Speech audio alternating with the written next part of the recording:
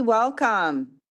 I will call our council meeting to order this morning at 9 a.m. I was waiting till the clock switched to 9 a.m. sharp. And I'd like to start by acknowledging that we are gathered on Treaty 6 lands, a part of the many traditional territories of the First Nations, Métis, and Inuit in Alberta. The town of Drayton Valley is grateful for the knowledge keepers and elders and the stories and teachings that they share of these lands and its people. I will now ask everybody to stand for the singing of our national anthem.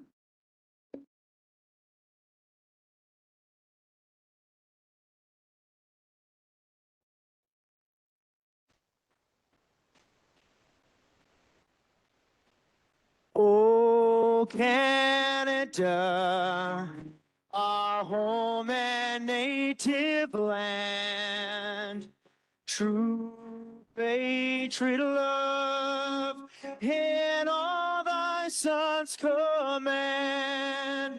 With glowing hearts we see thee rise, the true north strong and free.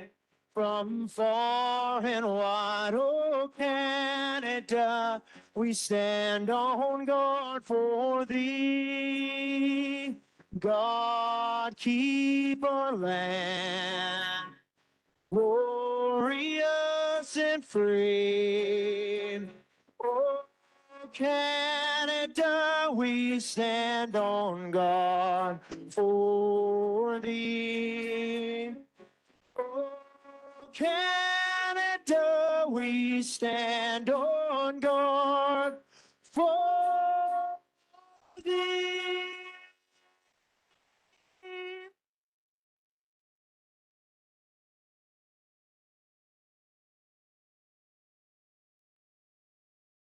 Does administration have any additions to the agenda? No additions. Okay, I do have an addition I'd like to add. We have Weyerhaeuser Canada President David Graham here with us this morning and Jeff McKay. I will be adding David to come up and say a few words under our delegations. We'll do 7.1.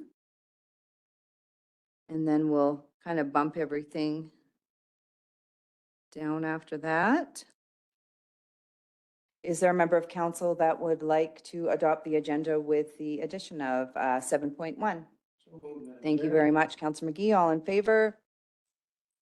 That is carried. Are there any corrections or amendments to the August 16th, 2023 regular meeting of council minutes, August 16th, 2023 public hearing minutes, 22-04-D, August 16th, 2023 public hearing minutes, 22-05-D, August 16th, 2023 public hearing minutes, 22-06-D. If there's no corrections, is there a member of council that would like to adopt these? Councillor Clark, all in favor? That is carried. We have no proclamations this morning, but we do have a few special dates that we'd like to recognize for the month of September. September 30th is National Day for Truth and Reconciliation, also known as Orange Shirt Day. This day honors the lost children and survivors of residential schools, their families, and the communities. The town of Drayton Valley, in partnership with the Métis Society and some of our elders, will be hosting a movie at the EPAC Center, as well as a march on that day. So stay tuned for details and times and everything that'll be coming. I think that the movie will play a couple days before and then going into the 30th as well. September is also Prostate Cancer Awareness Month, Ovarian Cancer Awareness Month, Fetal Alcohol Spectrum Disorder Awareness Month, and World Alzheimer's Month. In addition, I'd like to note that Alberta became a province on September 1st, 1905, in recognition of this anniversary and in celebration of our province's unique spirit, culture, and heritage. September 1st has been designated as Alberta Day. And I know that Brazeau County, the town of Drayton Valley, and community members were out and about celebrating over the long weekend. There was a grand opening that happened at our new disc golf course, and lots happening in the community. So that is it for special days that are happening in September. And there are no public hearings. We'll move into our first delegation this morning, which is Weyerhaeuser Canada President, again, David Graham, who has been with Weyerhaeuser since 1991 and brings over 30 years of industry experience. So welcome to our community. And if you want to come on down to the podium, just make sure the mic is on and just say a few words this morning.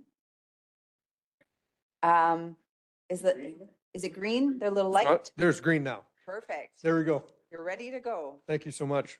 Well, Mayor Dodds, thank you for having me this morning and for all of the town council and citizens here. We just really appreciate the relationship that we have with the town of Drayton Valley. As you know, Weyerhaeuser's been in this community for a long, long time. I've been with Weyerhaeuser for 30 years and this facility's been here for a lot longer than that. And it's our commitment to this community to continue to invest in these facilities and invest capital, invest in the people, and invest in the community while we're here. I have responsibilities for Weyerhaeuser across Canada. We have operations in British Columbia, Alberta, Saskatchewan, and Ontario. I office out of the Surrey area in BC, but spend most of my time in the operations. And this is really where I like to be because we cannot operate successfully without the support of the community, without councils like yourselves, and with the citizens of this area and the Indigenous communities. And again, we spend a lot of time investing in those relationships and deeply, deeply appreciate them. And I also want to extend, on behalf of Weyerhaeuser, just our deep appreciation. This was a tough year in Alberta, unprecedented in many, many different ways. And it takes good, strong civic leadership of my team locally that have really banded together. Great example of working together through a crisis and being successful through that. It is going to introduce challenges to our operations. Obviously, a pretty large section of the forest was impacted by this fire. I have great confidence in the future of this area. We have a great team to be able to manage through that. And I know with the partnership of the community, this community with the Indigenous communities as well, together we will continue to be successful for a very long time. So once again, just want to say thank you for the relationship, for your support. And we will offer any kind of support we can to help, see this city continue to, or this town continue to grow and prosper over time. Well, thank you very much for that. We wish you continued success in your leadership role, and we certainly appreciate the relationship that we do have with Weyerhaeuser.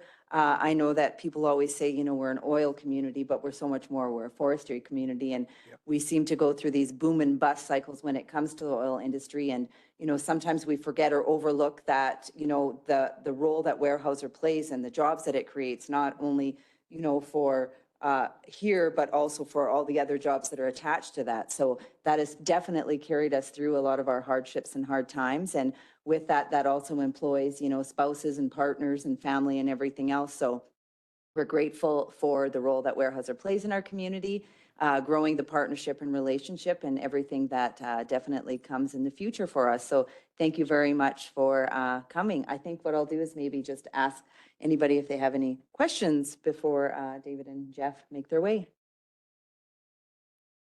Tom, go ahead. I don't really have a question, David, but when we went through the crisis in the EOC and those kinds of things, the Weyerhaeuser was directly involved in that. And of course, as that fire was coming up the river valley, it seemed to be leaning a little bit towards your facility, and it was certainly saved by the work that was done by your team. And I would also say that the last time I had a conversation with the person that was ahead of you, Fred Dezida, he was talked about innovation and people. And I thought it was, we just had a marvelous lunch together. And it's great. And as our mayor has said, that the relationship is solid and on really firm ground, and we appreciate that. Thank you so much. Yes, absolutely. We won't keep you. We appreciate you stopping by. I'm sure you're busy and have a full agenda. So thank you very much for taking the time. We look forward to seeing you again, and hopefully you'll have a bit of an opportunity to see all the amazing things in our community and grab some lunch or a coffee and spend a little bit of time here. Always enjoy coming here. Good. That's Thank great you so to much. hear. Well, thank you so much to hear. Take care, David, right. and good seeing you again, Jeff. Thank you. Thank you. So we'll move along to our second delegation. Our second delegation, 7.2, is community recognition. We have Mr. Curtis Buchan here this morning. What we've been doing is we've been recognizing individuals in our community for the outstanding contributions that they do. Curtis is still a young entrepreneur and business owner in the town of Drayton Valley. In 2018, Curtis and his wife, Marcy, took over the scientific business in town, continuing their tradition and giving meaning to the motto of looking forward to creating anything that you need or can imagine. Recently, you expanded your business by acquiring the embroidery location, making it part of your growing entrepreneurship. You give so much back to the community in your time, your energy, your ideas, your physical labor, and also financial aspects of the contribution. You've been a part of various fundraising committees, part of the realization of the outdoor skating rink, and currently you're involved with a smaller indoor mini stick project at the Omniplex. One major passion of yours, as we all know, is the disc golf. It's something that has been created for the community, and people are very excited. They come from all over to play on our courses here. You were instrumental in incorporating the 18-hole disc golf course, which is referred to as Top Gun, at the Nordic Center, just minutes out of town, where we have a fantastic course and trails out there. You can find you regularly playing on these. I know that we had strategic planning, I think it was a few years back, and you showed us how to disc golf. I know for myself, I didn't do a fantastic job, but we had an opportunity to give it a try. And I know that for some people, they've stuck with doing it and quite enjoy it. You've stepped up and become a leading member of the Eagle Point Blue Rapids Park Council, ensuring all interests are covered and new initiatives get a chance. For example, the mountain bike trail expansion and other multi-use opportunities here in our community. The local 9 disc golf course at Ivantoe is another great idea of yours, as well as you help design and implement the official disc golf throwing at the opening of Now, which is our 18-hole full course, which we expanded and continued with the back 9, which was celebrated just over this last weekend in part of Alberta Days. Many people were part of that day in celebrating, and we thank you for bringing this again. I'm sure that people will travel from far and wide to enjoy this. It's fantastic that we have not only the one out at EPBR, but now the 18-hole here in town. I've had a chance to kind of walk it and have a look at it, not play it, walk it. And it's a fantastic course. It's a lot of fun. Lots of people out there all the time. We thank you for everything that you've done, everything that you've brought to our community, its residents and visitors. And we just want to acknowledge you and say thank you today by everything that you do. So thank you, Curtis.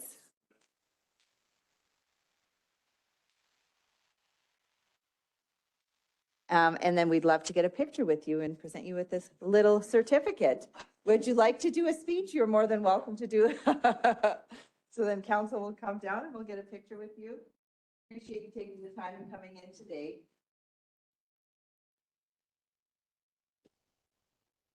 Yes. Get a chance to golf or disc. I don't even know what the proper terminology is. Yeah, I mean, that's fantastic. So thank you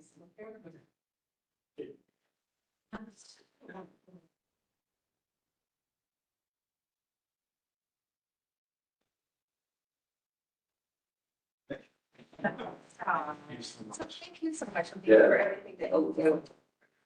Thank you. Thank you. It's a big bump.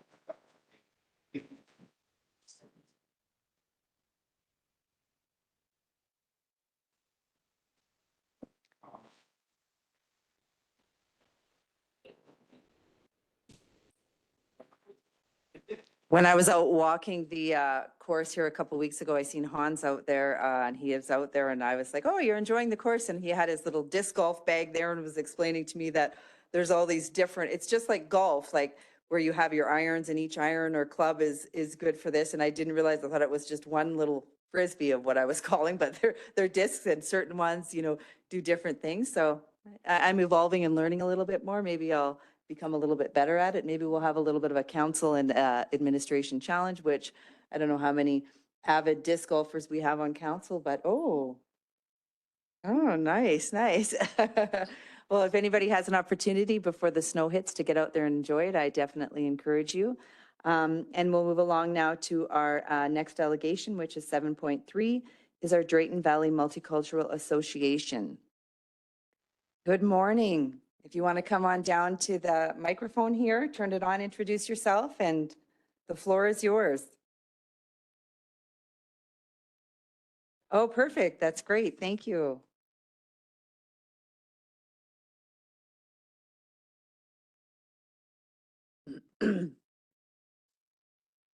Oh, good. Well, it's Thank you nice. for having me. You're so welcome. I had an opportunity to see Vico this morning on my walk too. Nice to see him, the sun. Now, sometimes technology doesn't stay with us. That's the best thing I can do, Evan. Maybe Nathan, the tech guy. I need you, please. Thank you. Should be set on that signal. It's a Windows. So. There you go. Actually wake up and show us anything. We have to turn it on.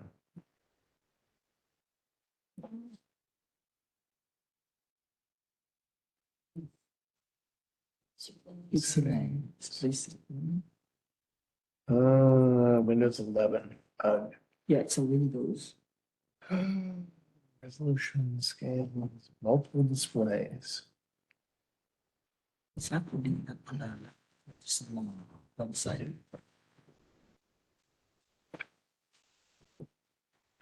Double display. Yeah. Okay.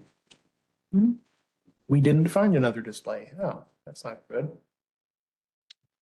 Okay, apparently, This is a Google slide, not a PowerPoint. yeah. Said that because it was a council day. Did see, and then he said, well, Bree's coming. I said, well, I don't think so.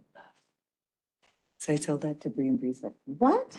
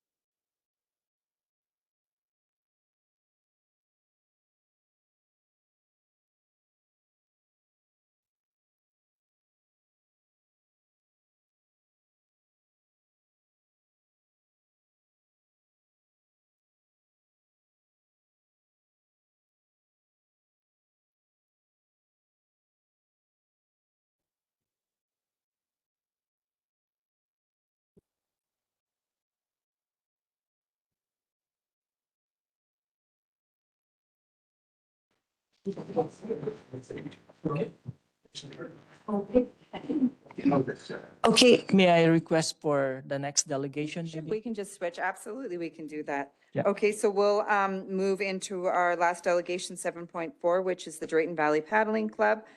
Miss Louise Weber. You want to come to the podium? Good morning, welcome. Just make sure that the mic is on. Thank you. Thanks for allowing me to speak. I follow a very celebrational lineup and I come with some negative information.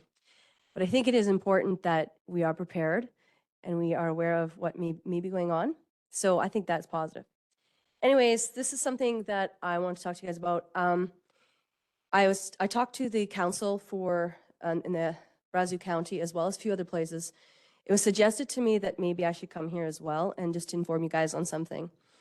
There's a heritage river system which is being pushed for the North Saskatchewan River. And it's very unclear as to what it's really there for. They don't really answer any questions. They have a lot of fluffy, feel-good words. And some red flags came up into my mind when they approached the paddling club. So I spent 28 hours of looking into all of their reports and files, and what I discovered was quite disturbing. So I just kind of wanted to go through that with you guys. I have just a small little report. I'll just try and briefly go through it quickly. So it's Smoky Lake Council that is trying to push the North Saskatchewan River system to be part of the Heritage River System. Just a portion of it right now is Heritage River System. It's part of the Banff area, but not the rest of it. And they want to get all of Alberta's, that part of the river, like all into this river system of this Heritage River. Okay, so they have a spokesperson named Kyle, and he has been speaking out to the Clearwater County. I'm just going to run through that a little bit, just kind of what he said, and then I'm going to dive into the details. So he mentioned that the purpose to create the river culture and recreation, established in 1984, the Canadian Heritage River System is Canada's national river conservation program. Chris, I'm just going to CHRS, which stands for Canadian Heritage River Systems, only allows rivers that are already prestige, clean, and don't need much help. They don't allow rivers that are as healthy to enter into this arena. So not sure why they have a conservation program. They're not much different than the Watershed Alliance, which already does an amazing job protecting the river system. Now, Kyle sits on the board with the North Saskatchewan Watershed Alliance, as well as other boards. He mentioned that this isn't a conspiracy of the federal government. This isn't a land grab. This is a local communities in charge of their own destinies to celebrate their place, share that with visitors, and make it accessible to their own residents for community wellness purposes. The motivation behind this, he says, is this for tourism and economic development. Is to celebrate, educate, but not to regulate. And that the national program, it's not a federal program. It does not intrude, it celebrates. Okay, now Kyle has come to the Drayton Valley numerous times trying to convince the Brazeau Council, as well as I think this council. It would have been, I think, before COVID that he arrived. But anyways, he doesn't seem to answer too many questions. So he wants to write a river study management plan for the spring of 2023. I'm not sure actually if this had come about, but anyways, he had mentioned he wanted the government of Alberta to pay him $200,000 for a grant to write this management that is supposed to encompass all of our needs as well. We have different needs here in Drayton Valley as opposed to, say, the places in Banff. I'm going to get to that in a little bit here. Now, $200,000 to write this report is interesting because the Heritage River System has 5 different grants that you can get monies for to write things such as a background study, up to $20,000, nomination document, $5,000, designated document is $45,000. $200,000 is quite a bit more than any other report that they allow. So I think that's interesting. In their business model, for the Smoky Lake Council stands to gain 8 figures in for-profit corporation from the Canadian Heritage River status. If that river goes through, they are going to get a grant that's, well, it's 8 figures. I did see it. Drayton Valley may stand to lose 9 figures if this goes through because they are going to be affecting our lands and how we use it. Okay, the cleanup of, okay, I'm just going to bypass a little bit here. Lack of transparency. So this is actually what they're saying in their reports. This is not my opinion. They said under the priority number 1 of their strategic plan, which by the way is a 10-year plan for 2020 to 2030, the board does not want to identify goals and outcomes for this priority without the advice and engagement of Indigenous peoples. This section of the plan contains a statement of commitment by the board and potential actions to carry the Canadian Heritage River Program forward while the mechanisms for future dialogues are established. With more than 40 years of experience, the Canadian Heritage River System is recognized and highly valued for the role in advocating for heritage recognition. We are now in 3 years of the 10 years of the strategic plan, but we don't know what this is all about. I find this concerning. The Canadian Heritage River won't answer either. So, by the way, when an area signs their river over to the Canadian Heritage River Systems, you are responsible for the next 20 years. But who has responsibility for the costs that are generated by their ideas? We don't know what their ideas are. Canadian Heritage River System has been working towards building a comprehensive system of Canadian heritage rivers, and for a time it was felt that this system was largely completed. But in order to be completed, you would have had to have a plan to be completed on. So I find this very disturbing here. Going forward, the Canadian Heritage River Systems focuses well beyond a select number of new nominations that help to achieve strategic plan priority, number 1. But yet we don't know what that is and has not been established. River Managers campaign, the Canadian Heritage River Systems and their rivers, and to testify to the local benefits of Canadian Heritage River status and to participate in this national program. Canadian Heritage River System has a role to play in building a national river constituency. Well, the definition of constituency is one of the official areas of the country that elects someone to represent it in a parliament. Archive magazine Confluence in 1996 said, and ultimately, however, the municipal and provincial governments must approve each document. And I really hope that this is still true. But they are pushing greatly because we'll get into how they operate. So just going to move on to page 4 if you guys have this here report.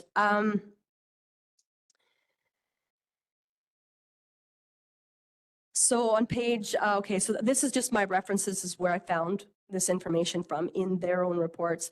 Parks Canada board members shall have additional roles in relations to the budget and provide by Parks Canada the support of a secretariat function and the implementation of CRIS-related studies and projects.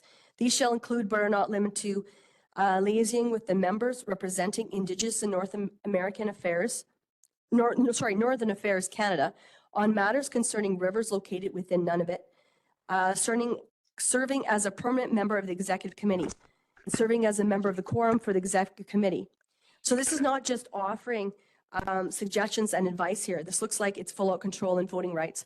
I'll get into their how they have put their hierarchy. Actually, why don't I just hop right there? It's on page 5. So, or the very next page after. Sorry, what I got there. Yeah, it is page 5. Okay, so when I looked at their hierarchy, I thought that was very, very, very strange. They have the minister at the top, and then they have the deputy minister just underneath it. And then they have the Canadian Heritage River Board, which then they turn around and take their executive board members, which are supposed to be within that board. They flip it outside, call it the executive committee. So the only reason why I can see they can do that is because now they have extra votes. Just below the Canadian Heritage River System is the Secretariat Services, which is also, these are board members outside of themselves. So once again, they have divided. In a sense, Parks Canada has divided their voice times 4. By allowing this Heritage River System, in their hierarchies, they're allowed to do 4 different votes within all of this.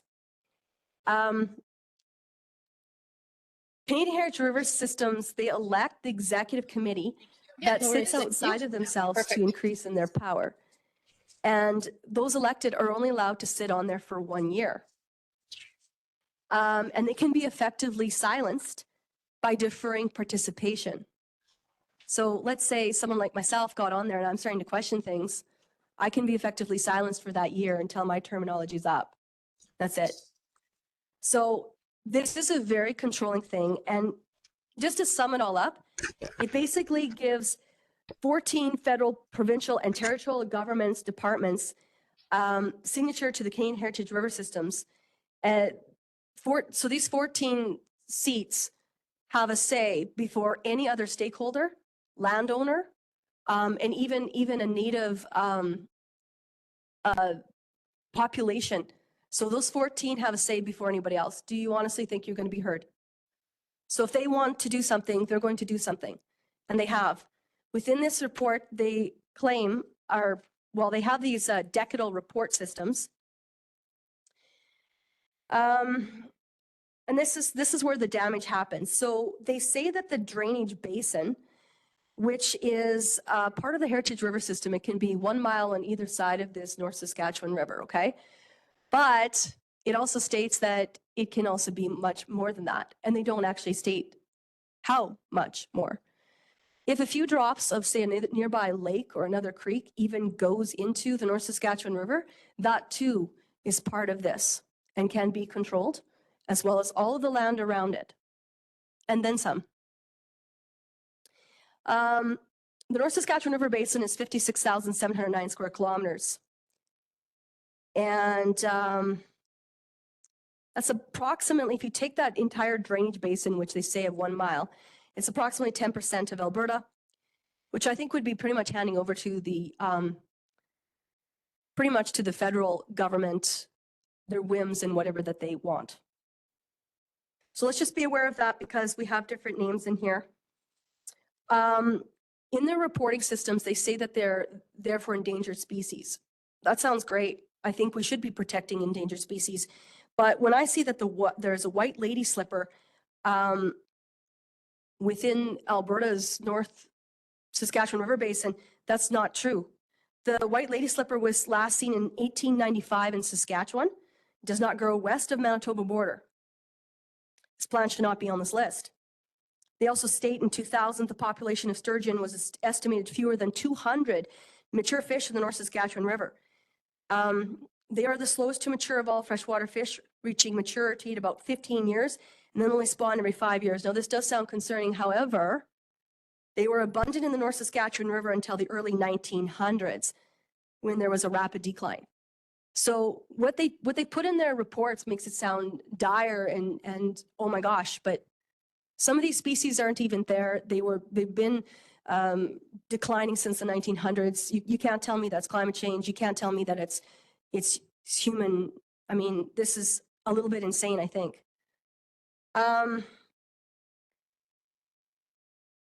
Okay, I'm just going to move a little bit further into their decadal reports because I think that's kind of what I'm talking about here.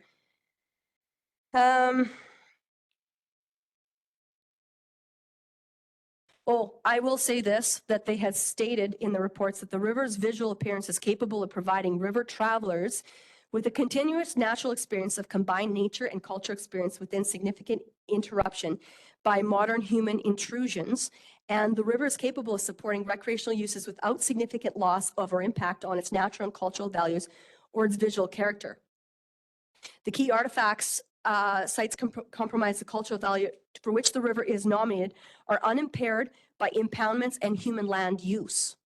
So this program clearly does not like houses, cabins, farms, pastures, fences, wellheads, or anything that can be seen along the river. So according to the Bonnet Plume is a beautiful river that is in the Northwest Territories.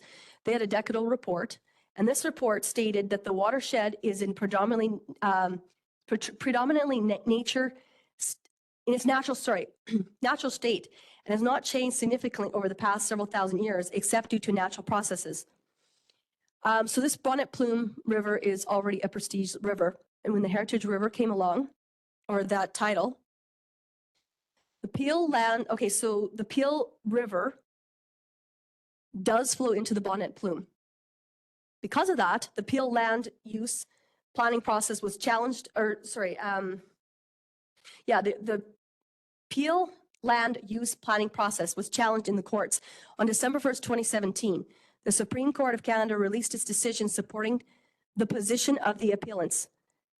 The First Nation and environmental organizations. So now the federal government will regulate the Peel landowners' use of their land because that river does flow into the Bonnet Plume.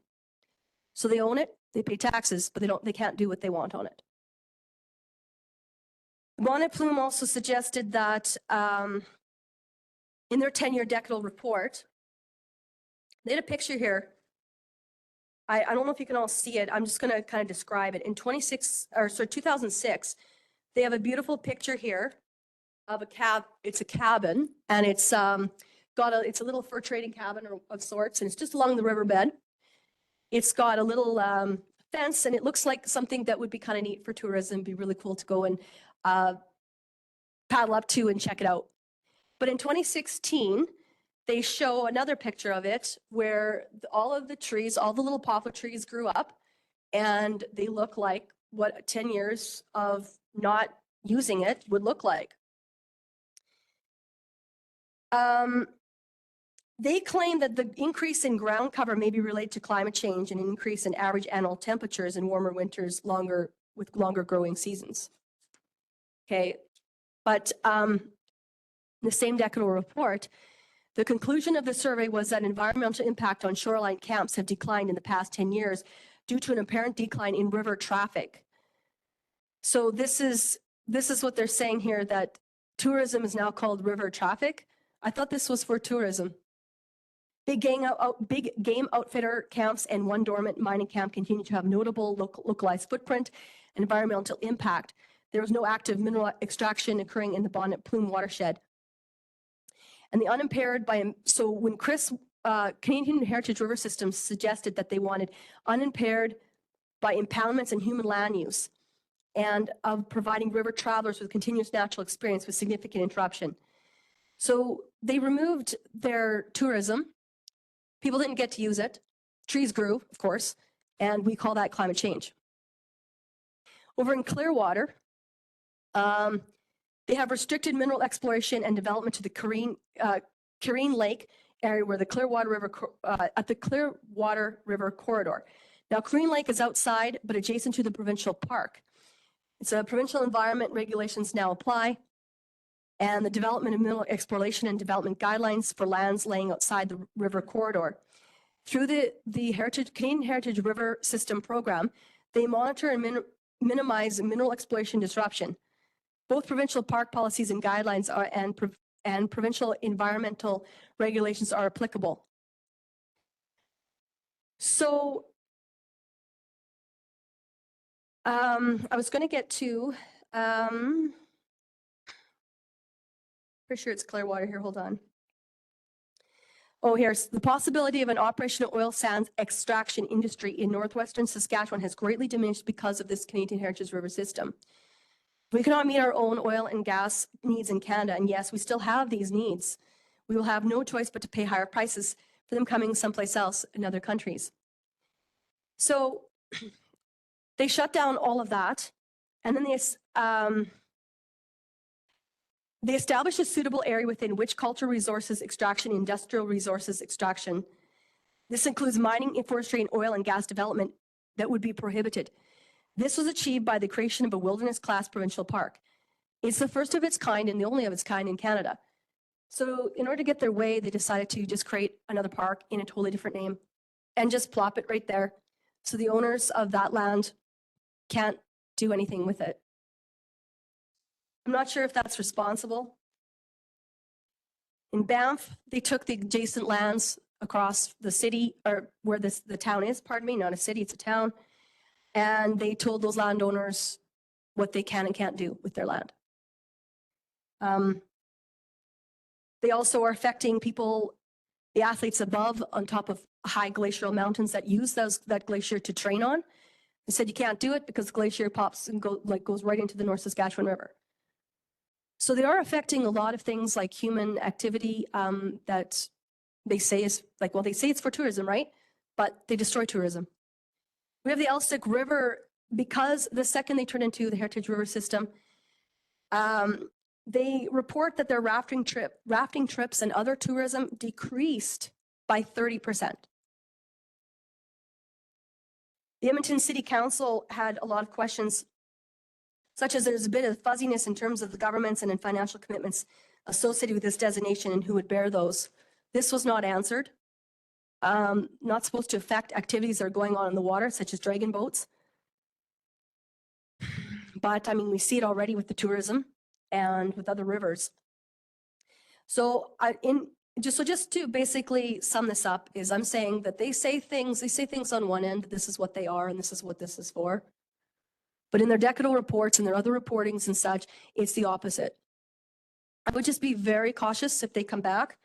I'd be very cautious that they have our needs. I don't think this is a need. I don't think we need to be into a Canadian Heritage River System. They're a lot like Bighorn, where there definitely is an agenda, even though they say there's not. I know there's an awful lot of other counties and other towns that are actually very, very concerned about this. But yet, the people that are representing this Heritage River System and wanting it so bad are saying there are no concerns. There's none. But that's not true. And I know they've tried to silence me a few times when I spoke about that to them. They didn't want to hear it. And I'm just really not sure why. So you go through the stuff, you can spend 28 hours or more on it. You can see how awful it is. It's not good for tourism. It's not really good for anybody. They say they're going to listen to people, but there's 14 governments right before you to speak. So I just want you guys to be aware of that. And I want you guys to protect the North Saskatchewan River as it is for the people. And don't forget that land basin because they have unlimited supply that they can reach past that 1 mile. They can and they will. Thanks for listening. Thank you very much, Louise, for your concerns, bringing your concerns to us this morning in your presentation. I will now open it up for any questions from council. Councillor Ballas? Thank you. You mentioned Brazo Dam, and I believe TransAlta is the owner of the supply of electricity from there. Have you had any concerns expressed by them? No, but I had suggested that they're part of that it's a possibility. That's why I included in there, because it could be considered part of that basin, right? That's all. You bet. Thank you. Councillor Clark? Yeah, I guess it seems to me from what you have kind of described to us here, and then reading what other municipalities have kind of talked about, like, it seems pretty fuzzy. Like, doesn't seem like there's a lot of clarity in terms of which levels of government do what and who's responsible for what and who pays for it and all those sorts of things. So from that perspective, that's concerning for sure.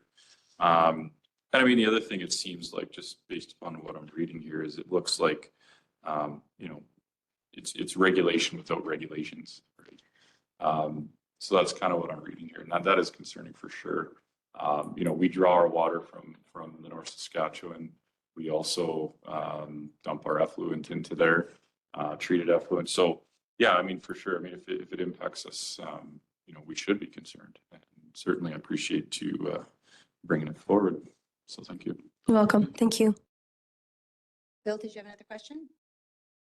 Oh, okay. Councillor McGee? Good morning, Louise. Thanks. So you paddle on the river, you're part of the paddling club, which belongs to the EPBR.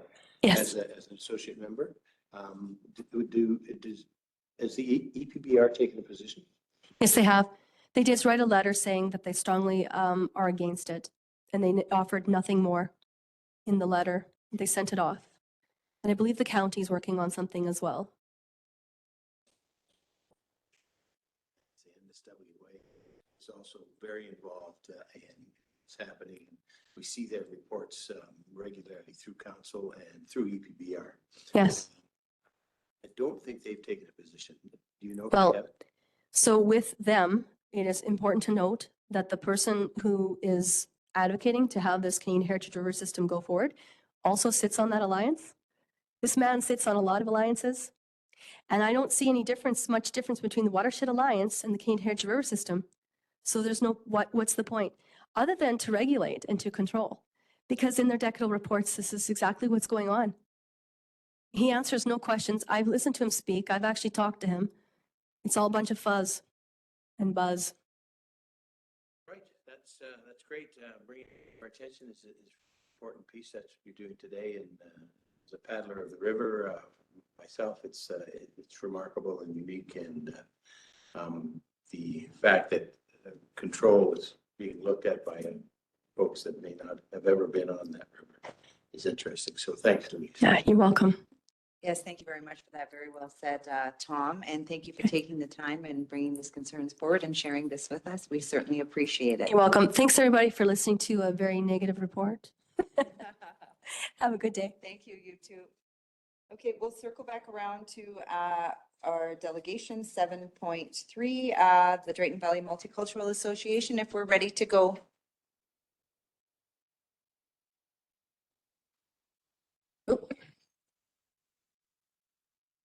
So, meeting, you just need to share your screen.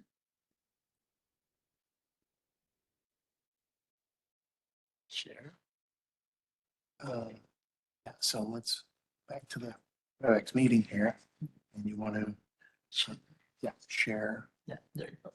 So you want to share Chrome?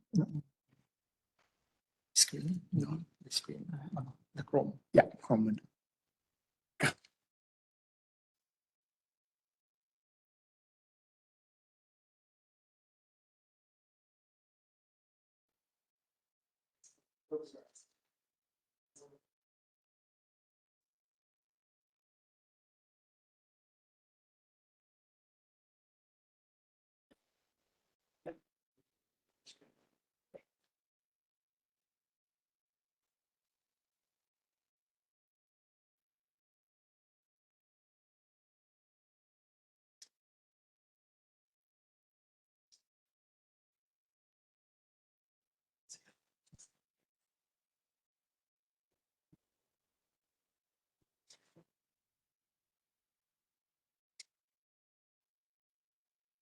Did you get it?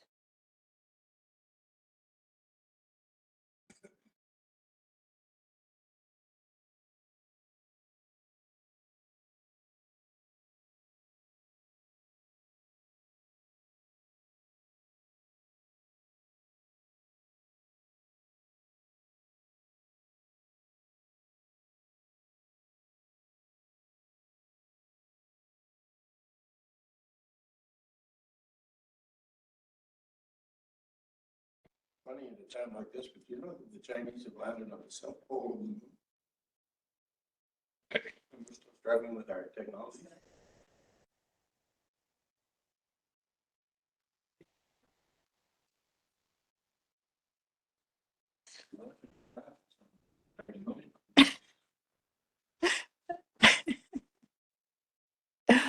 Uh,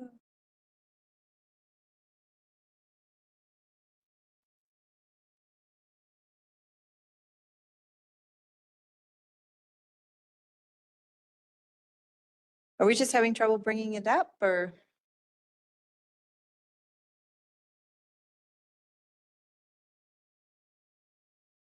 We plug it into Pam's or?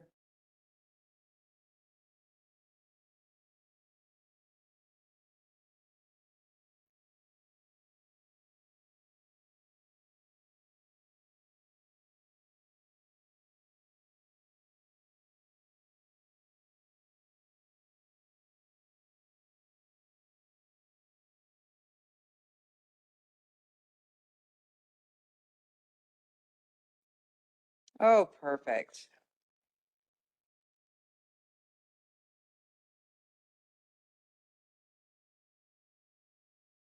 If you want to introduce yourself to everybody too, and then get started.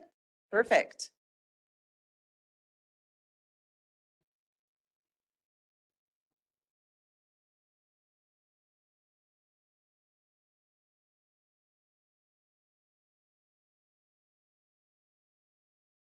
The mic's on?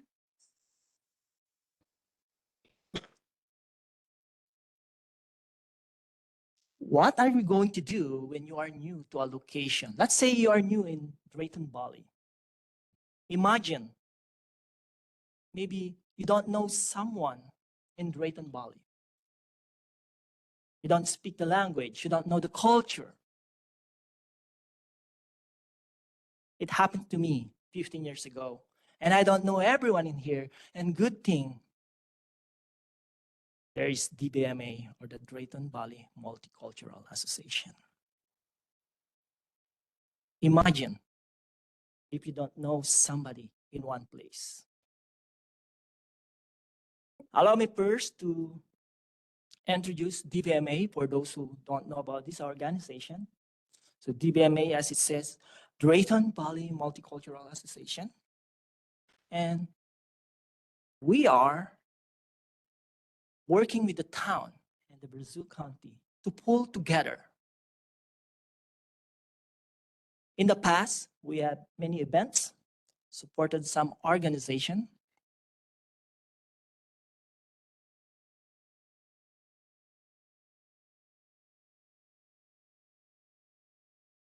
While we support organization, my laptop doesn't support me at all.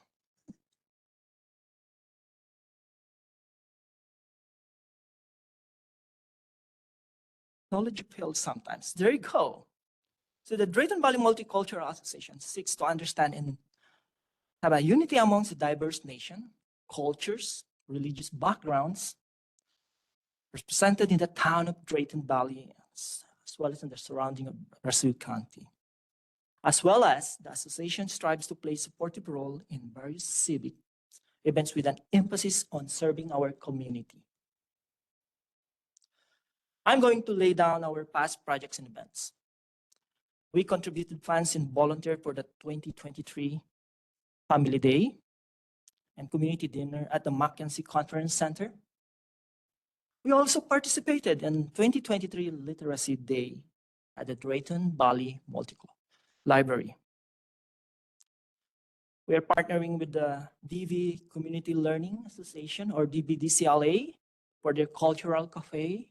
Actually, we plan to do this, but because we don't have still a room or office. So that's why we are just partnering with Cultural Cafe of DBDCLA.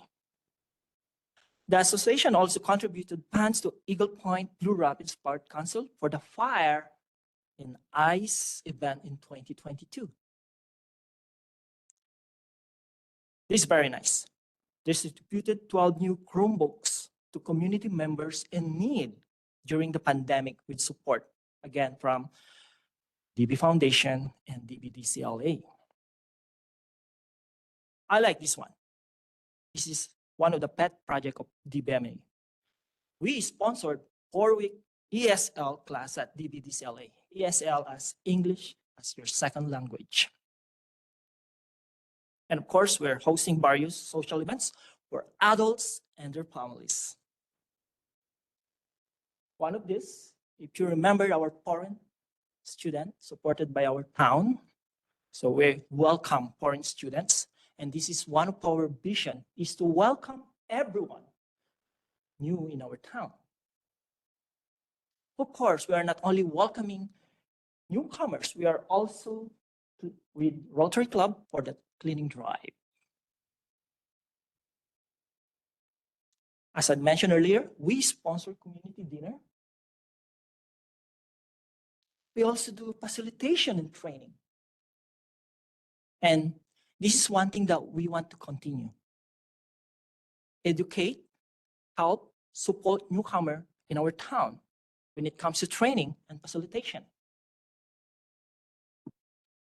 Food and water drive. Remember the Tomahawk Fire, supported by 7-Eleven. So we also partner with 7-Eleven. And this one, supporting a Drayton Valley project.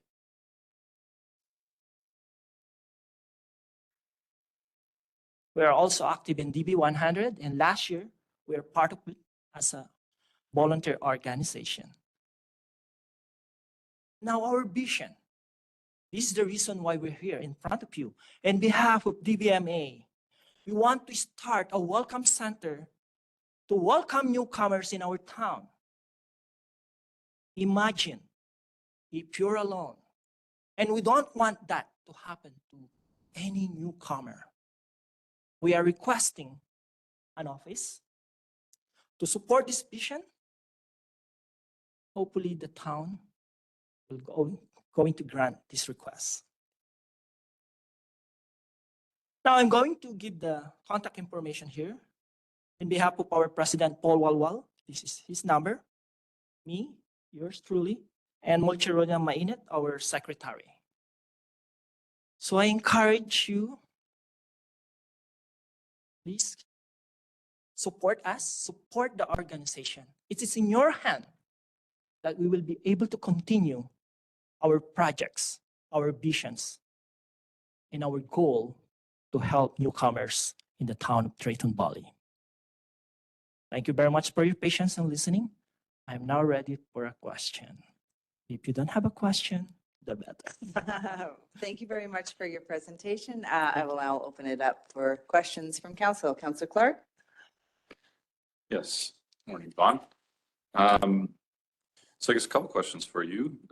Do you have a spot in mind where you'd like an office? Is there a place that's maybe more strategic than another, or thinking there? Yeah, we're actually, thank you for mentioning the word strategic. We want it in the center of the town, which is very near to the bank, near to library, near to maybe Extra Food, 7-Eleven, so that for those newcomers, particularly foreign workers, and we do have lots of foreign workers now in Tim Hortons, McDonald's, so they don't have a ride yet, so they're not driving. Maybe they're not yet allowed to drive. So we want it in the center.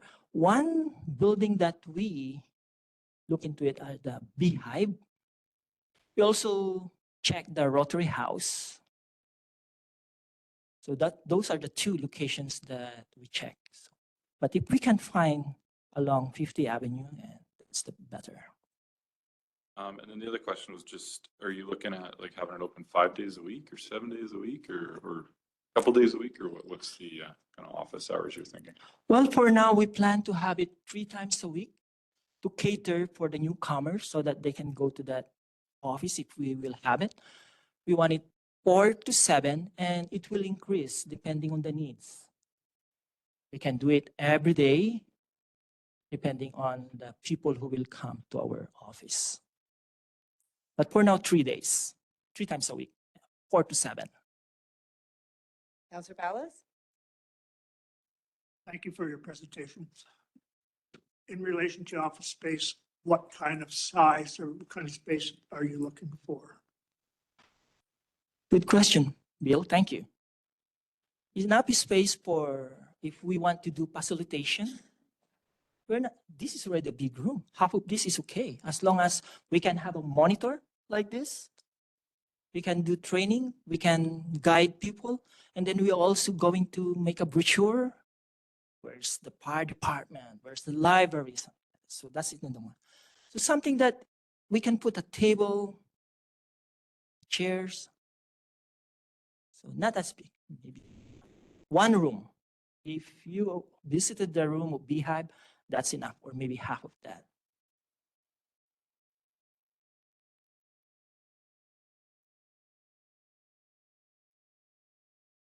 Counselor Kamana? Thank you. Thank you. One very good presentation, and thank you for, I guess, informing everyone about the projects and the mandate of Multicultural Association. And it's excellent that your and Paul Ola's leadership, has been excellent for the last few years as well. Thank you. I think in my mind, we have more and more newcomers coming as well. That would be beneficial to have something like this. I think most of the questions has been asked, but in my mind, probably something like the youth center that they have for youth, where they have a gathering place there. Do you think there's the opportunity for town to maybe look into other funding avenues as well, like grants and other things, outside of the municipal organization? That will be greatly appreciated. Yes, that will. Aside from that request, maybe they can help us into other funding. But of course, for now, our priority is our welcome center for newcomers. But yes, definitely. Okay, thank you. Counselor McGee? Just one point, I think you mentioned Rotary House, and in Rotary House, we have our FCSS and a number of things that happen within that. And I think ESL is sort of, there's courses and things like that. It seems like a natural fit. So I'm confused perhaps that it hasn't actually already happened, and just by, so today I need square footage, I need chairs, I need an office. You've been operating out of a home before. Is that what's happened in Vaughan? Well, we haven't done that before, but we partnered with the DBDCLA and we distributed, with the help of DB Foundation, we gave them a Chromebook for the students, and also with the support of Servus Bank before, because we are a nonprofit organization, so we get support from other organization and business. And that's how we start our fund. Let's say we want to partner with DBDCLA. The students of ESL were free because of that fund that we get from other resources. Have you spoken directly to the Beehive? Do they have space for you? As of now, I haven't talked to the person. They mentioned one person. The person I talked to is not the one in charge. So she gave me a name, and that is one thing I'm working out right now to contact that person. But in my experience before, when the Toastmasters, we were renting the place there for 2 hours. We rent that. That was before pandemic. We rent the place for $25. But things change. I need to know now if that's still the same, because we only want to operate for 3 hours for 3 days. Okay, that's great. That's very informative. Thanks, Vaughn. Thank you very much, Bill. Thank you very much for the question, and thank you very much, everyone, for your patience. Nathan, thank you very much. I just had a couple more questions. Oh, sure. Yeah. So where currently, does the Multicultural Association have their meetings, or do they meet? Tom had said it's in a house that you meet now? Yeah. Oh, we met in a church. We met in a house. So we don't have actually official building. A place. What we have is the heart to continue. So is there a budget, or are you looking at fundraising, or are you looking for the space to be given in kind?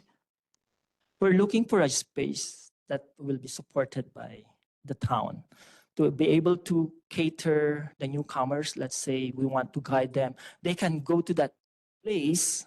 Let's say I'm a newcomer here and I don't know where to go. At least we will spread that news, that opportunity in social media, word of mouth, emails and everything, that, hey, there's a place in town, Drayton Valley. You go there because Bon, Paul, Milcherina will going to help you. If you have any questions, do you know where to go? Where's the right place to buy things? Do you know where's the town library?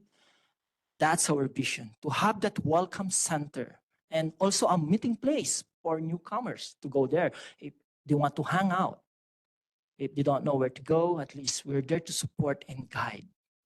So does the association, do they work with the Chamber of Commerce, Drayton Valley Community Learning, and other organizations, just so to ensure that they're not duplicating services? And I know like Drayton Valley Community Foundation or Learning has, like you said, the Culture Cafe. Chamber does the welcoming package. So does the association work with all of these other groups to make sure that you're all kind of, I guess, building these packages and building this kind of together, so when newcomers come to the community? That's a great idea, actually. We are willing to work with other organizations. As I mentioned, we already partnered with DBDCLA when it comes to ESL. We can also accommodate them. We can also work with them. The more, the better. Yeah. It's a team play. Councillor Ballas? Yeah, just to follow up. So I take it you're looking for more than something other than an information center. You're looking for an activity center as well. We will plan to do a facilitation. We will going to educate. So in my case, I'm trying to learn more about communication, presentation. I can introduce them, the newcomers, let's say a foreign worker. I can introduce them to build their confidence, because we need these workers. We need newcomers to blend into our society. And it happens to me before. I don't know what to do. Like, I don't speak the language that much. And how can I build my confidence? And that is one vision that I really wanted to share with newcomers. Facilitation, training, I think is one of the best things to help these people, the newcomers, particularly from other nations. And of course, I'm not only talking about from other nations, also newcomers from other provinces who doesn't know about our town, who doesn't know about what to do, how to communicate with these people. So those are things. So training and facilitation is one way of helping these people. Yeah, and of course, once we started this project, all ideas will come along. We build, and more ideas will come along. Thank you very much for your presentation. We can have a conversation amongst ourselves and administration to see what we have available for space in the community. And then if we have any other questions, is it best to reach out to yourself or Paul? I would suggest our president, Paul. Okay, perfect. Thank you very much. Thank you very much. Take care. Enjoy the Thank rest you. of your day. Thank you. Thank you, Nathan. Our meeting at, I'm not sure if that clock is right, at 10:15. Our delegations are finished, and we will jump into number 9, which is our decision item, starting with 9.1, 2022 FCSS Annual Report. Ms. Jennifer Finn, good morning. Good morning. My name is Jen Finn. I'm the FCSS Program Manager.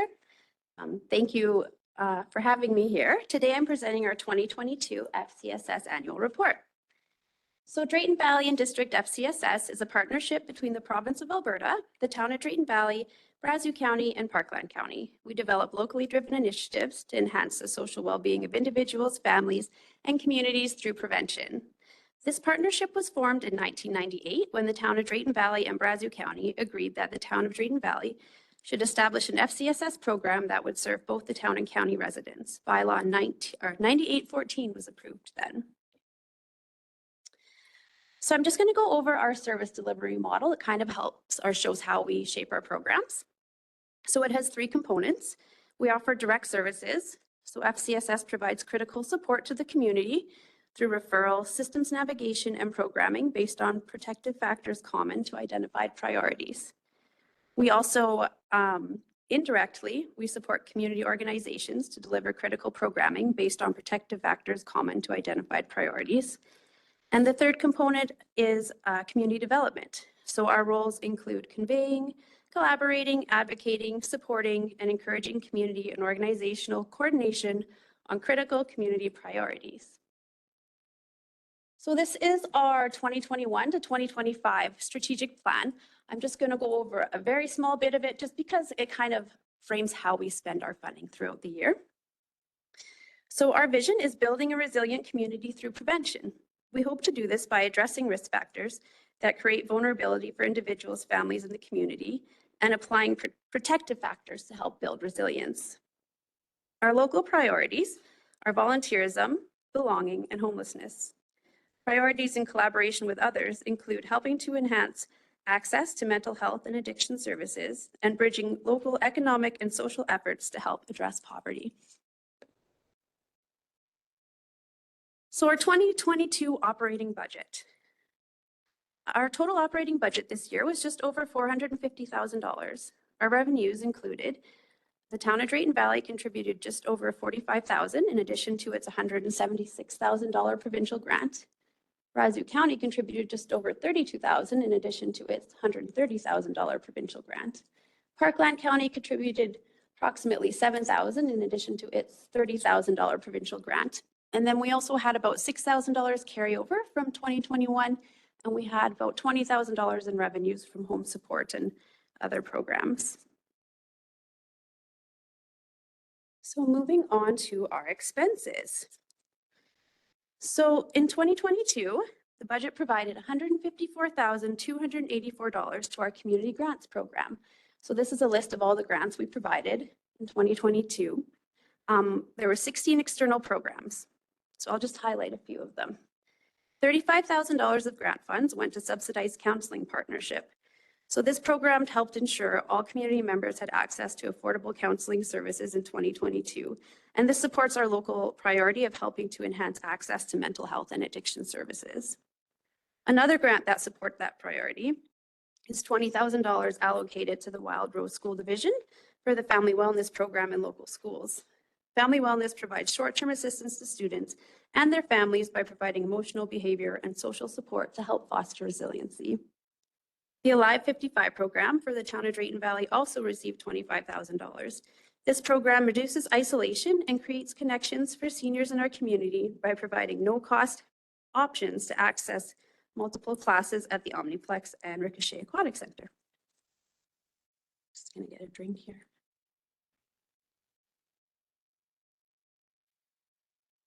So the remainder of the budget is just over $280,000. So this funded 19 internal programs that we offered to the community through our office.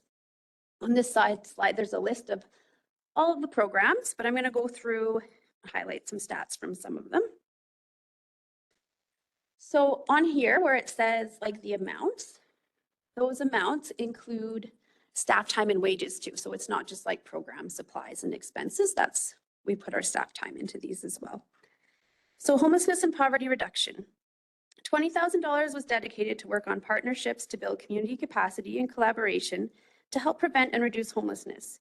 This includes working with Alberta Supports to ensure accessibility of income support programs. It also includes working with service providers such as the Family Resource Network, Primary Care Network, PCCS, and Opportunity Home to help establish clear expectations of who was offering which services in the community.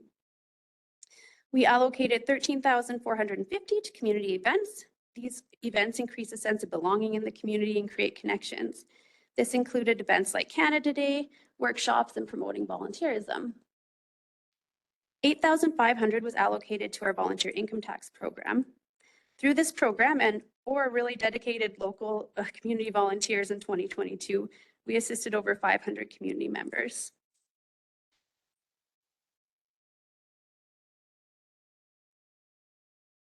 $9,000 was spent on education and awareness programs, such as Indigenous trainings, de-escalation training, and a presentation with Dr. Jody Carrington in partnership with the Community Parenting Coalition. $2,000 was spent on promoting education awareness of resources through community resource directories. Just over $5,000 was spent on youth engagement activities, such as our skate park jam. $56,000 was allocated to the information and referral program. This program helps reduce poverty by providing resource navigation and helping to ensure individuals are accessing the programs and services that they're entitled to. This program also is done through outreach twice a week at the Warming Heart Center. Examples of assistance provided include helping Alberta Supports, help with taxes, filling out applications, completing monthly report. This would also include our AHSID program and our safe document storage program. This year, we provided approximately 5,200 referrals. So that works out to about 20 referrals a day. Like during this, if you calculate it for how many working days there are in the year, it's about 20 a day. Additionally, $40,000 was spent on information and navigation for seniors resources. So this includes services such as assisting with paperwork, forms, navigating CPP with Service Canada, Blue Cross, Alberta Seniors Benefits, tax assistance, and housing applications. Also, in recognition of Seniors Week in Alberta, we hosted our annual Seniors Tea and Information Day, and we allocated $4,600 to that. So over $22,000 was invested in community capacity building. So that's building networks, partnerships, and collaborations. It helps us collectively address community concerns such as addressing poverty and enhancing access to services such as mental health and addictions. And having access to a phone allows community members access to important information and resources. It lets them use them independently and confidentially. So the installation of 2 phone booths in 2022 had resulted in an increased accessibility of service providers in our community and increased the capacity for individuals to access them. Just over $26,000 was spent on this. Over 2,000 calls were made on the Rotary House phone booth in 2022. And then the Civic Center phone booth opened up in about November. And in November, there were 200 calls. And again, in December, there were 200 calls. So our home support program is the last one on the list there. Home support provides light housekeeping to seniors and helps reduce isolation by providing connections to community resources. In 2022, we provided this program to 47 seniors. $47,000 was spent on this program. Also to do with seniors is our Snow Angels program. In 2022, 25 seniors were assisted by community volunteers through the Snow Angels program. $2,700 was spent on that program. We did a round dance in 2022. $5,600 was spent on cultural awareness, which included the round dance on National Truth and Reconciliation Day in partnership with the Métis Local 888. This provided an opportunity to learn and increase understanding of the Indigenous culture and history. Volunteer appreciation in honor of the National Volunteer Week was hosted in 2022 for 120 local volunteers. This was about $10,000.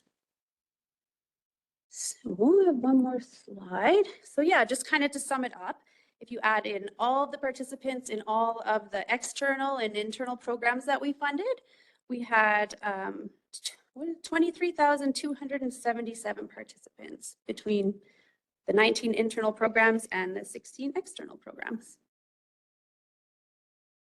That's it for me. Does anyone have questions? Thank you very much for your report. I'll now open it up for questions. Councillor Kamana? Thank you, and thank you very much for this very informative presentation, Jenny. Just wondering, just for my understanding, you talked about home support and getting some revenue from that. Would you just give me a little bit more details about what that entails? Sure. So our home support program that we provide out in the community to seniors, we do charge a fee for it. So we collect monies back from the seniors. But many seniors are also able to reimburse it through the province. So we help them through that process. So your staff visits houses and then helps with day-to-day chores for seniors? Yes, and then we charge the seniors, we help them get reimbursed through the province, and then the seniors pay us for the services. Okay, perfect. Yeah. Thank you. Any other questions? Councillor McGee? Morning, Jen. I'm thinking about, as I look through this, I think there's a number out there that would say, because of this, we've done this. And so it's utilizing the money that we receive. It adds another, let's say, $1 million to the community. You know how you do volunteer hours? You've seen that before, where they extract it and they say, this is what it's done, right? If it's preventive health or anything like that, it would seem to me that that you would have a large number of, if you could extract that, it would be really interesting to look at what it is that we do, because you forget, quite frankly, until I read the report. It happens all over the place, and lots of things. And so I'd be interested in on your view of that. Yeah, I've seen it before calculated. I can see if I can come up with something. I know what you're talking about. Yeah. It seems that, as a taxpayer, you wonder about the grant systems and who's getting and what they do, and, whether it's the pods or the phone booths. I don't think that's very public information. I think it happens, and it happens here at our table, but I think we should try to figure out how to work with our comms team again even if you pick out a few things saying, by the way, this equals that, and that gets to there. So in case you're wondering, that kind of a thing. So just my comments. Thanks. Yeah, the value of prevention. Yeah. Yeah, exactly. There's so much that goes out into the community and you don't really realize until we have this report presented, right? And like Tom said, it's just us that are seeing it. So it'd be good, just to maybe do little blurbs of information that this is kind of what it funds. With that, remind me again, we receive provincial funding, municipal funding, and we can't carry those dollars over. They have to be spent at the end of every year, right? Yeah. And then why again do we do the reporting now? Like, why is this for 2022? It seems like we should be doing 2023. So why is it again like it's so late in the following year? It's usually like in April, we have it all finished, and then the fires, and then we were booked and it got moved. So yeah. Gotcha. Any other questions? You did have. Sure. Councillor Evans, go ahead. Sir, I'm looking on our list and I'm not sure if it had everything that was on yours. But I thought I saw 29,000 for the phone booths. It was near the end of your list. We go back. Can we roll back a page or two there? This one, I think it's 22. Yeah, right there. Or- Access to information and resources, 26,400. Mhm. So can you just tell us exactly what that 26,000 is paying for? Because it was, I think the capital side of the phone booths is done, or is this the No, actual this was some of- purchase and This was installation? some of the capital and installation and just getting them up to where they needed to be. Yeah. Okay. And then there's some ongoing fees, but they're not that much. It's I think about $500 a year for like ongoing subscriptions and. Okay, yeah, it was my understanding at the time that the calls were free. It's a Mhm. voice over internet VoIP or something similar, so. Yeah, this won't be like ongoing. It'll be much less Yeah, years to come. so that's Yes. more or less the capital side of getting them there and installed and, okay. Yes. Yeah, Thank you for that clarification. you bet. Good question. And with the phone calls that are made use, those are local calls that are being used? Or how do we track that again? I have tracking of it all. Lots of it's local, but they are able to call long Family distance if they as have, well. yeah.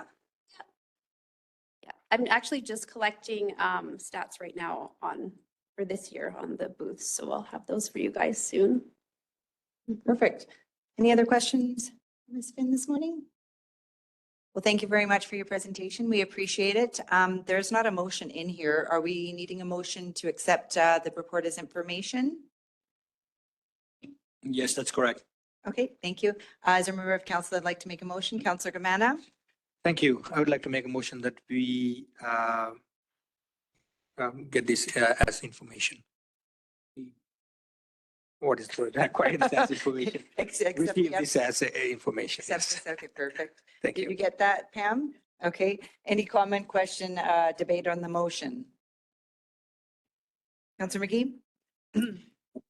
We'll have always other opportunities, but this isn't the time to talk about pods or the number of people that are using it as we head into winter. This is only the auditor report. Please, Mr. McGee, settle down.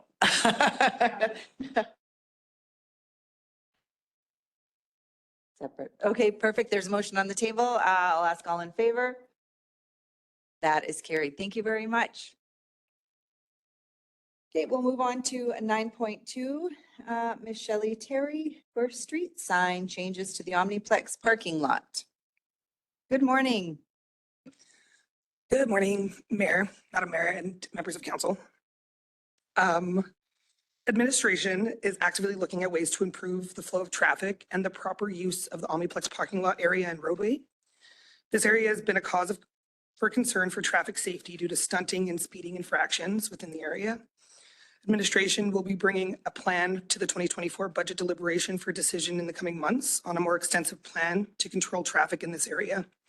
In the meantime, administration would like to propose a small change this year to better the flow of traffic. Administration is looking for council decision to remove the 2 yield signs from the southeast entrance and add a stop sign for those coming out of the Omniplex parking lot. Creating a straight through lane north and south will better the flow of traffic in this location.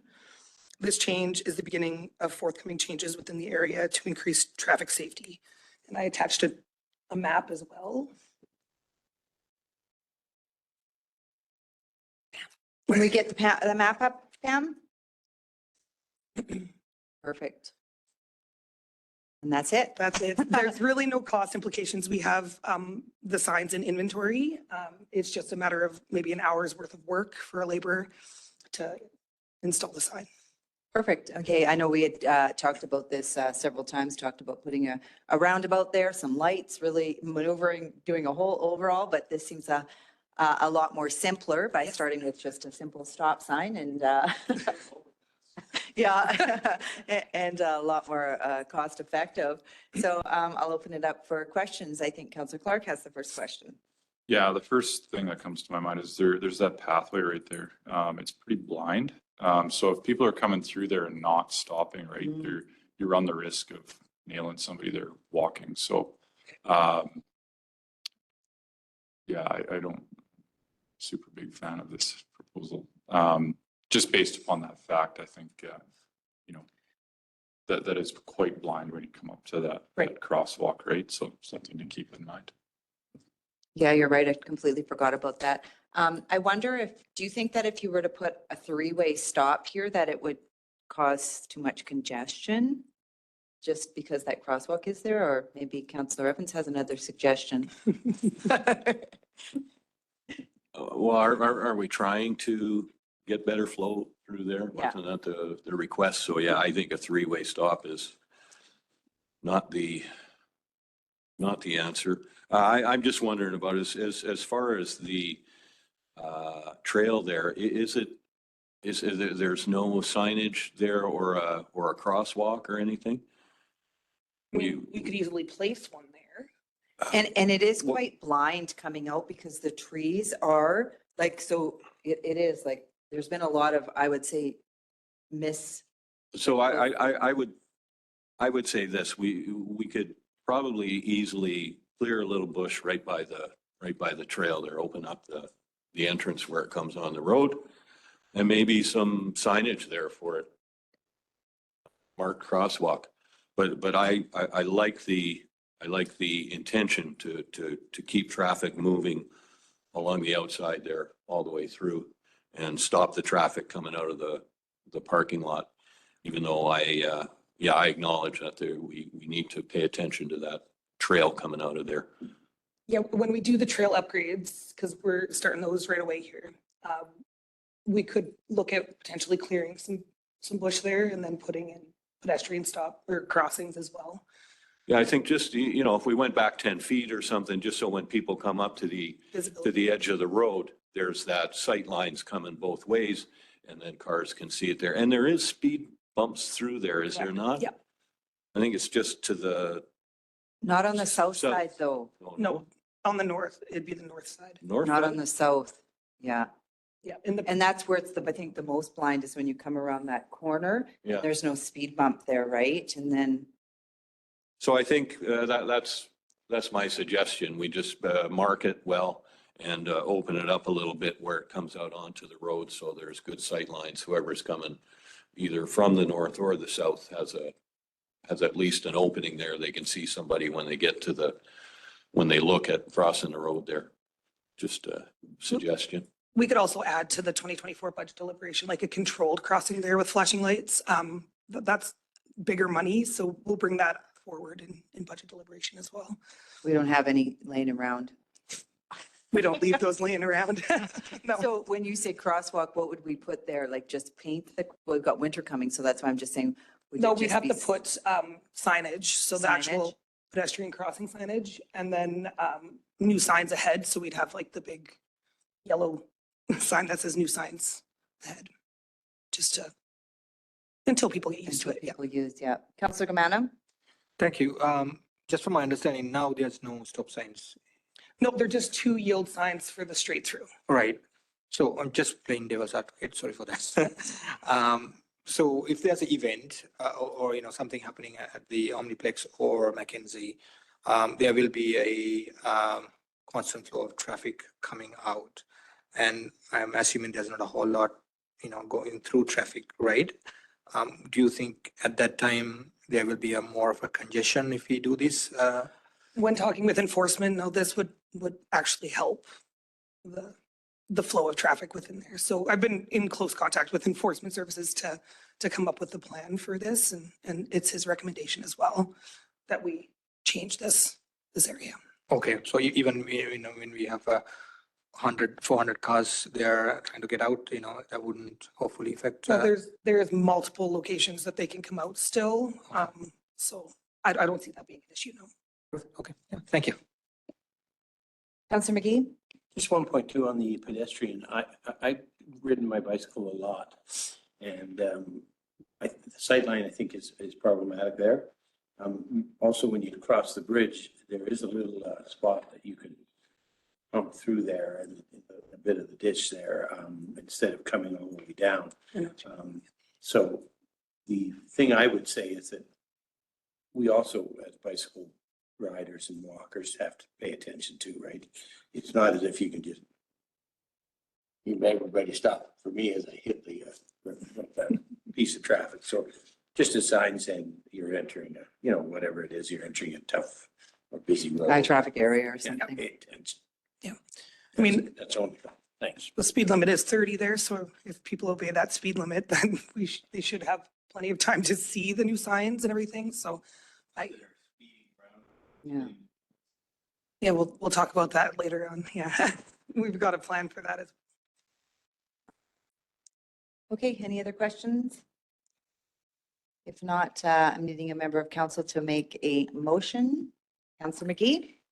Madam Mayor, I will make a motion the council approves the proposed signage changes within the Omniplex parking lot, including the discussion that we've just had. Sightlines. pedestrian. pedestrian crosswalks. Okay. Any comment, question, debate on the motion? And I'll ask all in favor. That is carried. Thank you very much for that. Okay, we will move on to 9.3, notice of disposition of land. Mr. Peter Vanna. Good morning. Morning, Madam Mayor, members of council. This item here today is for council's information. This relates back to the former reserve lot 6 that's surrounded by the Terra Loma lands. Pursuant to Section 70 of Municipal Government Act, where council is disposing of the lands below market value, they're required to give notice to the electorate as part of that process, in which there is a 60-day notice. That notice has already been placed into the paper as well as is posted on our website. The notice in essence is just simply stating that council is disposing of lot 6, block 66, plan 0840074. And that council will, this item will come back to council on November 1st, where council will pass a resolution that council approves the disposition of lot 6, block 66, plan 0840074. So this is a requirement. We've already completed the agreement. The agreement is off to the developer for signing. Once that comes back, and once this resolution is passed by council, then the town can execute the agreement, and the agreement will be placed on title along with a deferred reserve caveat, protect the town's interests. So the motion today is just that council receive this report of notice of disposition as information. And I'll answer any questions if you have any. Thank you very much for that. Any questions for Mr. Vanna this morning? Councillor Evans? So Peter, we're selling the municipal reserve so they can consolidate the entire parcel, and then the agreement make sure that our interest in future municipal reserve is covered. That is correct. Thank you. So at the time that this reserve was dedicated, was there cash taken or was it deferred? The reserve was actually taken.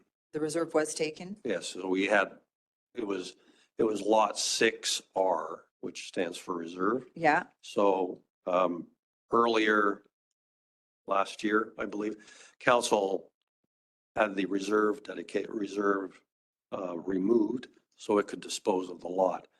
Or prior to disposing of the lot, because we're disposing of it below market value, we're required to give notice under the act.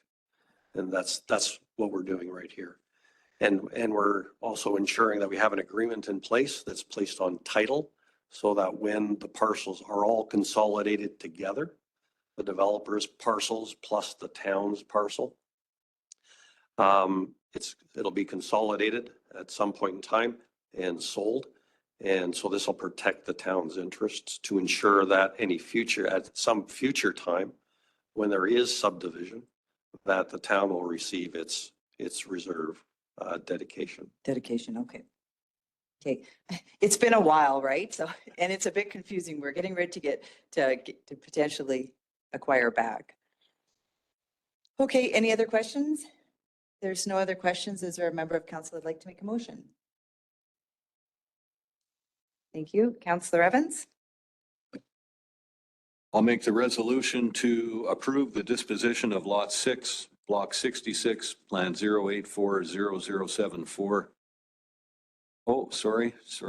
Was that the resolution you wanted? No, Just to receive this report as information for now. Yeah, page 57. That motion will come back to council November 1st. Yeah, I see that. So just, I'll make the motion that council accept this report for information. Okay, council received the administrative report on the notice of disposition of land as information. Apologies, that took a little doing. Thank you very much for that. Any comment, question, or debate on the motion? And I'll ask all in favor. That is carried. Thank you very much. Moving along, we are just cruising here this morning. 9.4 amendments to land use bylaw 2020-12-D, number 2023-07D, direct control district, and 2023-08D, redistrict from commercial district to DC2. Good morning, Mr. Woodliff. Good morning, Madam Mayor and Council. I have the, move it to page 7. Or I can do that myself. Oops, there we go. Okay. The subject parcel is located at 5029 48th Street, just east of the downtown, surrounded by single-family dwellings to the north, south and east. Across the street to the west is a multi-use facility that includes a childhood development center, Rotary Park, tennis courts, a pool, playground, splash park, and picnic area. The subject parcel was redistricted to Special Community Service District to accommodate a funeral home and related uses in 2022. And a permit was issued the same year. This is the building that was previously owned and operated by the United Church of Canada. Probably familiar with this, the rezoning from last year, or was it this year? In 2022. In 2023, the applicant decided to add a crematorium to the facility, but crematorium is neither permitted nor discretionary in that special community services district that it was redistricted to. So they had two options, redistrict to a commercial industrial district that allowed this use, or create a direct control district just specifically for this parcel. And administration did not believe that any of the commercial industrial districts would be appropriate at that location. So the applicant and us decided to create our own direct control district specific to that lot that could only be used on that lot. It was constructed to allow, at the discretion of council, a limited number of institutional uses that are compatible with the surrounding low density residential area. A crematorium is discretionary in this district, and council could, if it would not unduly impact or interfere with the amenities of the surrounding land uses, or materially interfere with or affect the use, enjoyment, or value of the surrounding properties or land uses, could approve it. Modern crematoriums ovens seem to be very efficient and can limit release of pollutants and odors. However, under certain conditions, the ovens may not burn efficiently, and adjacent residences may experience negative impacts not normally present in residential areas. In addition, the stigma of a crematorium may create perceived impacts that may negatively impact the quality of life for some residents. When we looked at this, we noted the council decided to add crematoria to the industrial and certain commercial districts as a discretionary use last year, or that was this year, because this use is compatible with those types of uses, industrial and commercial uses. For example, welding shops, pipe yards, fabrication shops, etc. in areas like that. So we don't feel that this particular use is compatible with that area, and administration recommends that council not approve amendment 2023-7D. And if you don't approve that amendment, then we can't go on and approve 2023-8D. Thank you very much for that. I will open it up for questions to administration. So currently it is zoned Special community services. and just that lot? Just that lot, yes. And then what is the adjacent zoning around? SM, RM, I believe this, it's small lot residential. Residential. Yeah, it's all that, so, and across the road is just restricted, what's your? Yeah, small parcel of residential, and that lot across the road is S Park, or Special Parks and Recreational District. I do have a couple questions. So we're waiting on the assessment to come back for the adjacent building across to see what the future land use will be of that, right? We still haven't got that back? Okay. Okay, and then also, did we have another application for a crematorium come? And that was to be put in the industrial area, correct? And that did raise some concerns around adjacent landowners being in the industrial areas, correct? Yeah, so that permit was approved by council, but it was, an appeal was submitted, but the appeal was withdrawn. Oh, the appeal was So withdrawn. the board opened the appeal and then closed it because the person withdrew the appeal. Okay, But there were 3 or 4 people that did call about that. okay. And then that is in the commercial industrial district for that. Okay, any other questions? Councillor Evans? Just a comment, really. When this original development permit came in front of council, we had some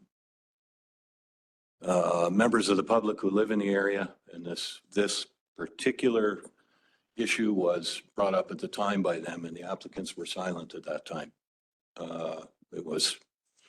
Nothing was said. Now here we are, we're looking at a crematorium in a highly residential area and across from the park and the daycare. So just my opinion personally, I'm in support of the recommendation to deny this permit myself. I think we need to keep these things in industrial areas where we're going to continually hear about it from people in the neighborhood. And I have to admit, rightly so, I wouldn't want it in my neighborhood, to be perfectly honest. That's my opinion. Thank you very much for that. Councillor Sheriff? Well, I just had a similar comment. I guess after this was first brought to our attention, I think we did a little bit of homework and asked. I think we looked at 12 other municipalities and none of them allow crematoriums in residential. It's all commercial or light industrial. So I agree with Councillor Evans. Any other questions? Councillor McGee? So Doug, I see the recommendation, and I think what we would have had over time is the conversations with the folks that are putting this forward. The end result was, here are the steps in order to get there, right? So just walk me through the steps. And I asked that question because I'm assuming we'll go to a public hearing and all of those things. But at the moment, administration is saying, let's not even walk down that road. Is that what I'm hearing?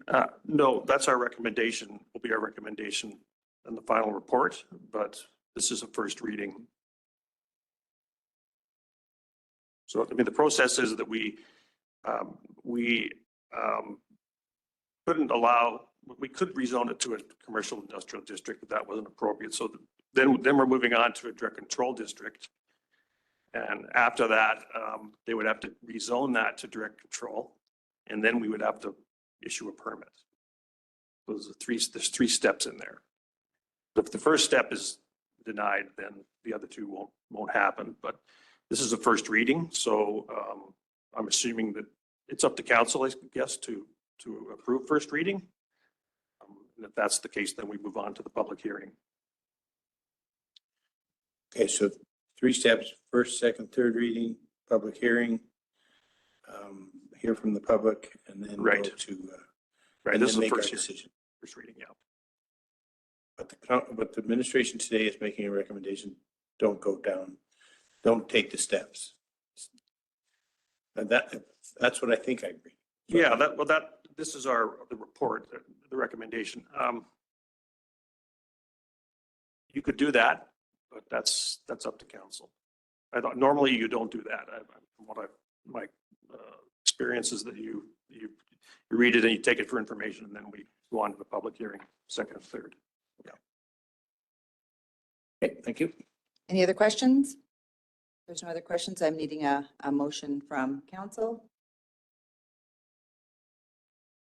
Councillor Evans? Thank you. I'll make the motion that council not approve amendment 2023-07-D DC-2 or the redistricting amendment 2023-08-D redistrict from ESCOM to proposed DC-2. Thank you very much for the motion. Mr. Vanna, did you have is that the correct motion?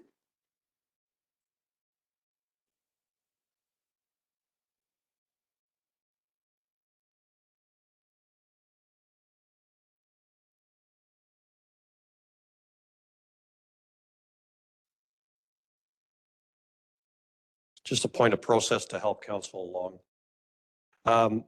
Generally speaking, first reading is not usually contested, and the applicant should be provided an opportunity to come to council at a public hearing to present their position as well as other positions in the community. So that's about due process, and it's important that council follow due process. So the recommendation, as administration is suggesting, is that council give first reading to this bylaw. If council, after hearing the public hearing, after going through the public hearing process and hearing everybody that presents, then decides that they don't want to support the bylaw, then at that point in time, they would not give it any further readings and the bylaw would die. So that's a matter of process, and that's how it's done. And there is legal precedent on that, so that it's important that council understand that. What we have provided to you is an administrative recommendation based on our professional opinion, but that's just all it is, right? You still have to go through the due process and give first reading, have a public hearing, and that at that time, if council doesn't support it, then you would not give the bylaw any further readings. It would be defeated at second reading. So just to be clear about the process. So with that being said, the motion on the table is to not approve the amendment for the redistricting. Can we carry through with that? Council should give the bylaw first reading and have the public hearing. And then if council, after hearing the public hearing, has the same opinion and doesn't want to support the bylaw, then you would not give it any further readings, right? Councillor Evans? So this recommendation with council not approving the amendment is not in the correct step. We shouldn't be making this recommendation.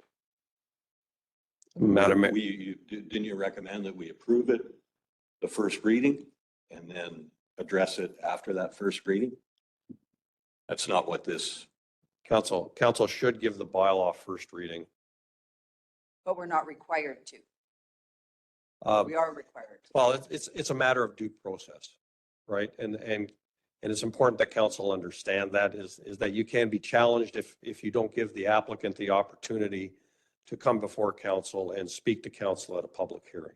If you defeat the bylaw at first reading, then you circumvented the applicant from having the opportunity to come before council and speak on the matter, right? So that's the reason that first reading is really a formality. Some municipalities actually have the public hearing first and then give first reading to a bylaw, which sort of addresses, the motion that's on the floor currently, right? But the process in Drayton Valley is that you give a first reading as required under the act, and then you have the public hearing, and then people have an opportunity to speak at the public hearing.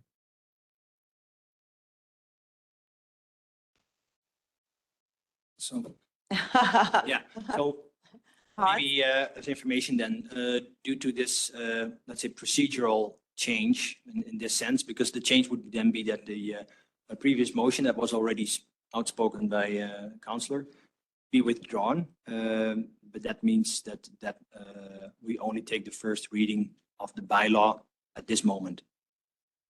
But we have to go through that step because I'm pretty sure the motion was already read out loud. It was, yeah, there's a bit of So- motion that's been made. Yeah, so, but that has to be the initiative of Councillor Evans to do withdraw and then formulate another motion to take it as first reading as this bylaw amendment. Okay, well, I'll start with withdrawing my motion. After that, I'm not sure where we go as far as approving the first reading and then waiting for public consultation, and then it comes back for consideration. Okay, Okay, so Councillor Evans has withdrawn his motion. Do I need to vote on the withdrawal? No. Okay, so the motion has been withdrawn and we'll be voting on whether or not we want to go to first reading now for this report today. So is there a member of council that would like to make a motion for first reading? So just to make sure, when a first reading, of course, is on the table as a motion, at that moment, of course, the recommendation would be from administration to take that as first reading, because then it's taken from the table and in councillors' hands. There is always the opportunity, of course, to take the report as you see as information, which does no step at all. That means we still have to take steps in the future, but that's the only possibility to even postpone that right now. The recommendation is to take it as council, the bylaw, basically in their hands by doing first reading. And what if the first motion is defeated? Then basically, if it is not taken as first reading, then council does not take the bylaw in their hands. And then that's basically the same as taken for information. So most likely then the direction is from council or by administration initiative to bring it later on back to the agenda of council. Okay. Councillor McGee? Madam Mayor, I would make a motion that we give first reading for the amendment of 202307D, the redistricting amendment of 2308D, which is the redistrict from SCOM to the proposed DC2. So first reading. Thank you very much for that. Any comment, question, or debate on that motion? I will go to Mr. Woodliff for comment. You're going to do one for each amendment, or he just mentioned 2023 8D and not 2023 7D. There are two there. I'm not sure procedurally how we handle that when there are two of them. Do they do them separately? So why are there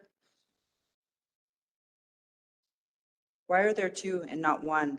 So first, we created the DC district and you vote on that. And then once that district's been approved, then we have to redistrict it from the current district, special, special community service district to that district. But it's not direct control right now. No. So we have to create the direct control So district. why would we need two?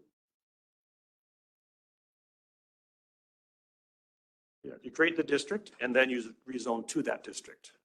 That makes more sense. Are we not voting on, is this motion for first reading not to amend the zoning, to redistrict it, period?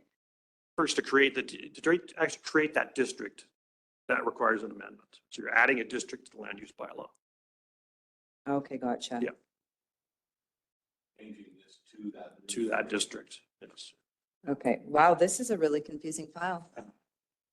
Okay, so Councillor McGee, I'm not quite sure what that motion was for, but Right, that's right. Yeah. okay.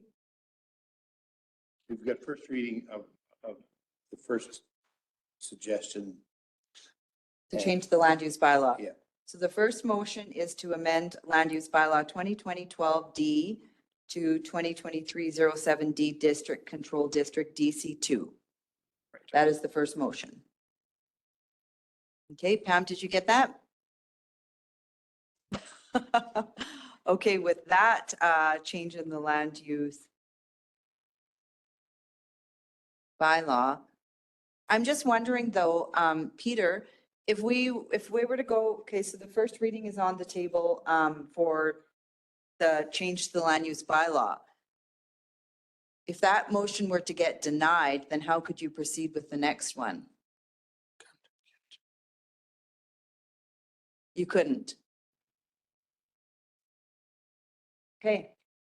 So there is a motion on the table for the amendment to the land use bylaw. Comment, question, or debate? Councillor Gramana. Thank you. No, just for my understanding. So we are creating a new zoning. I'm just wondering even when and if we approve this, there's the opportunity for other individuals or businesses to come and ask the town, I would like that zoning. Yes. For example, the other similar businesses out there could come and ask, saying, That's can you? correct. So somebody else could could rezone to that use and then add a crematorium to that. They would have to apply for a permit for that. But that could be done. Somebody else could use the direct. It's not specific to this one owner. Anybody could rezone that district. That's correct. Right, not only crematoriums, it could open up for other things as well. So are we opening a can of worms, in your opinion? I'm not sure that would happen, but it could, because it's very specific to this particular use. And it would have to go through that process. It would have to go through the rezoning and then the permit process, and it's discretionary. So that would probably come back to council for a permit like that. This permit would come back to council as well. I guess the second question would be like, there's another crematorium that's on a district that we went through the bylaw and they set it up there. Can they come and ask, why did we do this? Can we move this back to where they are now? Well, that's true. That would be an option for them. Yes. Anybody could apply to rezone to that district. Councillor Ballas? Yeah, thank you. I just feel right at this time, until we get some clarity, if procedurally, I could make a motion to table this. There's already a motion on the table. I understand that.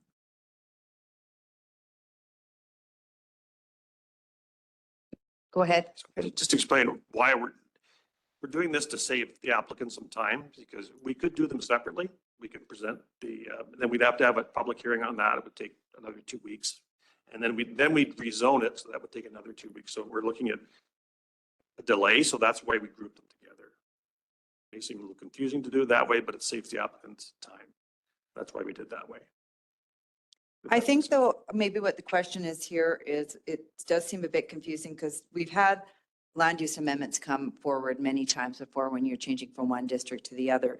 And we don't typically amend the land use bylaw prior to the redistricting. So why in this instance are we amending the land use bylaw prior to a redistricting? Peter, you want to come to the mic? So it just doesn't make sense. It seems like we've added a step that doesn't need to be added here. That's what it seems like to me.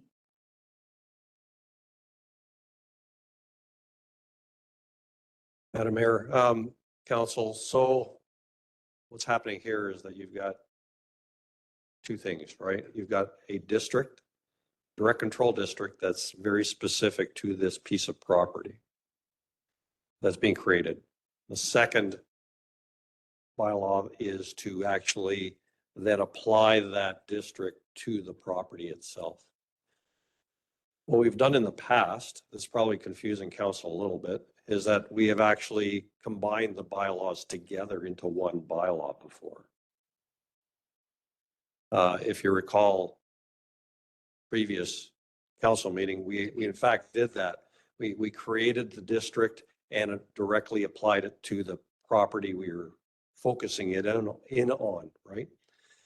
In this particular case, all we've done is divide that into two, right? the way we did it a couple weeks ago is more expedient and straightforward. This is a little bit more, it's not incorrect. It's just a different way of doing it.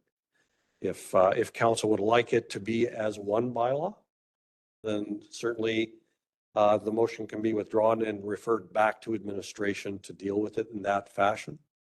If you wish it to come back that way. But right now, the way it is you got one bylaw to create a district that isn't in the bylaw today. And then the second bylaw is to actually then put it on that piece of property. So I guess the question is whether or not the motion goes forward. If the motion goes forward, then we'd proceed with the second motion. If the motion doesn't go forward, then there is no procedure to the second one, and there is no opportunity for a public hearing, and then there's no legal obligation because there was no second motion made. Technically, council didn't want the other district created, right? Yeah. So that would refer it back to administration to work with the applicant to figure out another way. Okay. If there's no other comment, question, or debate, we have a motion on the table. Just to comment on the motion, the fact is that you have to have due process, and we just got to get there. And if we get buried in the procedurals, then you're buried, right? So the motion is on the table to proceed ahead, get into after first reading, get a public hearing, and so that the applicant can speak to the at the public hearing, and so also can anybody that might show up. And I think that's really the important piece, is to stay within due process, right? That was my recommendation based on legal precedent. Does that due process meet the first motion of first reading without bundling? It's the bundling. The first motion was to create the direct control district. Yeah, give first reading to a direct control district. Councilor Kamana? Thank you. No, in my opinion, I think it's great that businesses in the community is expanding and they are trying to add new services to the portfolio that they have. And I think, due process is required, and we can get the input from the community and surrounding as well. It's just that if it need to be fair, for all the businesses as well, including the previous that we already went through the process, right? So that's where I'm a little bit struggling, where we had one just saying that have this here, and now we are approving another in the location itself. So that's where I'm a little bit struggling, but I do understand the need to go through the process of as Councillor Maggie mentioned. Thank you very much for that. I agree with you. Okay, there's a motion on the table to amend the land use bylaw. So I will ask then, all in favor? All opposed? That is carried. Okay, now we need a second motion to redistrict from commercial district to DC2. Who'd like to make that motion? Going through, I'll make that motion. And that bundles it all together into a single public hearing? Yes. All right, thanks. Okay, there is a second motion on the table. I'll ask now if there's any comment, question, or debate on that. Ask all in favor. That is carried. Okay, thank you very much for that. We will now move into close. That's it for our decision items at 11:11. Is there a member of council that'd like to move us into closed? Councilor Sheriffs, all in favor? That is carried. Reconvene our meeting back at 12:59. I need a member of council to move us out of close, please. Councilor McGee, thank you very much for that at 12:59. I think that's the right time. I think all my clocks are different up here, PM. All in favor? That is carried, and we have a couple motions coming out of closed today. So maybe we'll start with valuation of town-owned properties. Is there a member of council that would like to make a motion?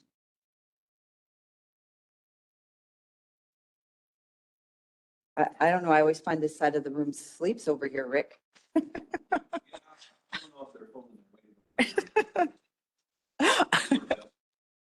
You have to switch you guys up here, I think.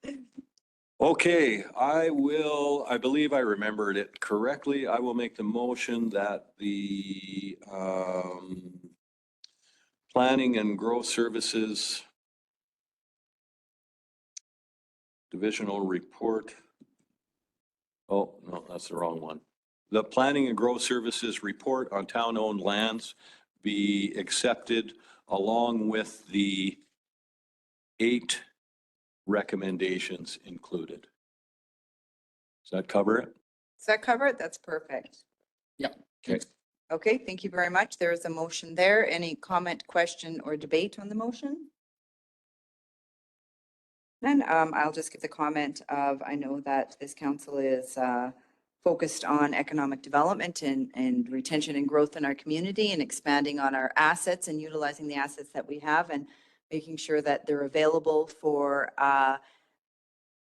current businesses, new investment, attraction and everything in the community. So this just, I think, helps push us in that direction and gives administration a clearer path of where we want to go and how we want to get there.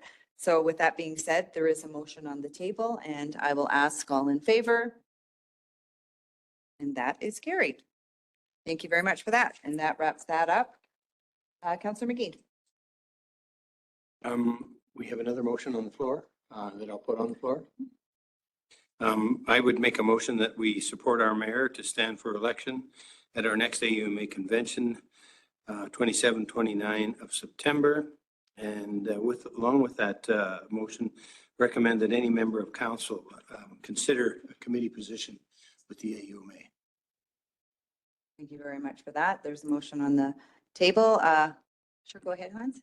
Thank you. Maybe with the terminology, not AUMA, but MA. MA, yeah, but Yeah, I thank you. refuse to go there. Yeah, Wrong move. I'll move, yeah. It's like Edmonton Elks. What is that? Any comment, question, debate on the motion?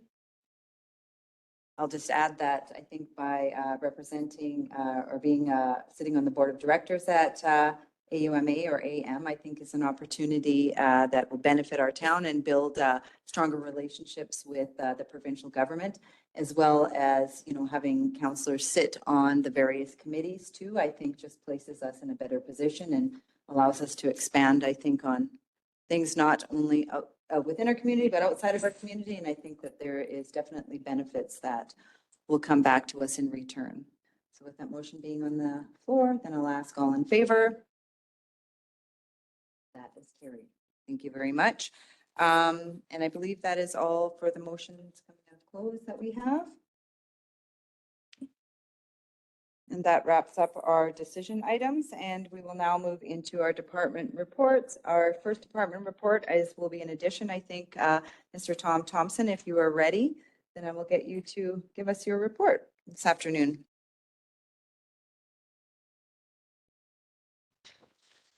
Good afternoon, Madam Mayor and Council.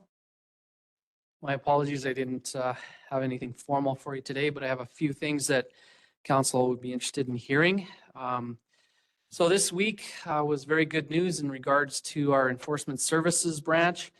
We have brought on a new CPO officer by the name of Fraser Reddick, and he will be, he's joined us this week, and so we are looking forward to having him resume active duties in the very near future once he gets his appointment. So we're very, very happy and excited that he's now joining the team. As well, we also have brought on a temporary bylaw officer, a gentleman by the name of Alec Johnson, who will also be joining us as well. And he also started this week. So we are now fully staffed in our enforcement services, which has been 2 years that we've been going through this process. So we're very excited that that has taken place. As well, our current CPO has started the process of working on our animal control bylaw. And part of that is to seek the public's feedback. So we have created a survey that has gone out or is going out to the public. So I encourage everybody to go onto the website and go through the questions because everybody's feedback is important, and we want that feedback so that we can create a sound bylaw that everybody will appreciate. So that's something else that we're working on. In regards to the fire service, a couple of things that has been going on. The fire department had 2 very successful kids camps that went on in the last couple of weeks. We had 20 kids join us at the camp in Breton, and then we had another 40 kids join us in Drayton Valley. It was a very good camp. The kids were amazing. We had a lot of fun, and it was the weather held for us too, which was awesome. So it was a good camp. It was also good for my staff too to start to get back to some resemblance of normalcy. So that was good for them as well. So everybody had a good time, and I appreciate everybody that helped out with that. As well, we also got a request from the province, Alberta Emergency Management Agency, asked us if we could deploy some fire crews up to the Northwest Territories to help with the fires that are going on up there. So we deployed 2 crews. One crew, it was actually 1 unit, but it was 2 crews. Each crew did 7 days up in Hay River area. On the day the first crew got there was the day that was the mad panic to evacuate the whole area. So they were very busy, worked a long 14, 16-hour days. So it was a long time for them, but they really enjoyed their time up there. And we had a lot of municipalities support us in our time of need. So it was nice that we were able to give back and help them when they were in need. So that has taken place. So, and that's my report. Thank you very much for that. Any questions for Mr. Thompson? Councilor McGee? I have a question about, so we take 2 crews up 7 days each. Yeah. Is there a sense of, if it's not your community, do you feel differently when you're fighting the fire or at the front lines or doing all of those things? Do you think it feels different because it's not necessarily your community? I don't think so. I think I had experience with this several years ago in Kelowna. I was deployed to Kelowna to help in their fire operation many years ago. And you have a sense of ownership when you get there, that you're serving that community while you're there. And so I don't think there's a difference. I think it's you kind of take that as being your community, and you want to do what's best for that community. So it's And the reason I asked the question is because we had a discussion over lunch about how hard it was sometimes to be at the barricade. Mhm. You know, saying, no, you can't, and how Right. tough it was verbally and those kinds of things. It just seems like if that's the guy down the street yelling at you, I feel a little different than the guy Mhm. in the river. But I suspect you're right. Yeah. It's the same. Okay, thanks. Okay, well, thank you very much for your report. We'll move along to Planning and Growth Services report. I believe Mr. Peter Van is going to be giving us that.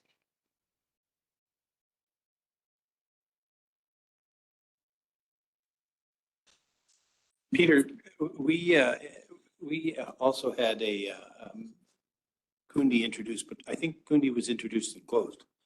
Yes, I was going to introduce it. Thank you. Madam Mayor, members of council. So as mentioned, our new manager of growth services has started.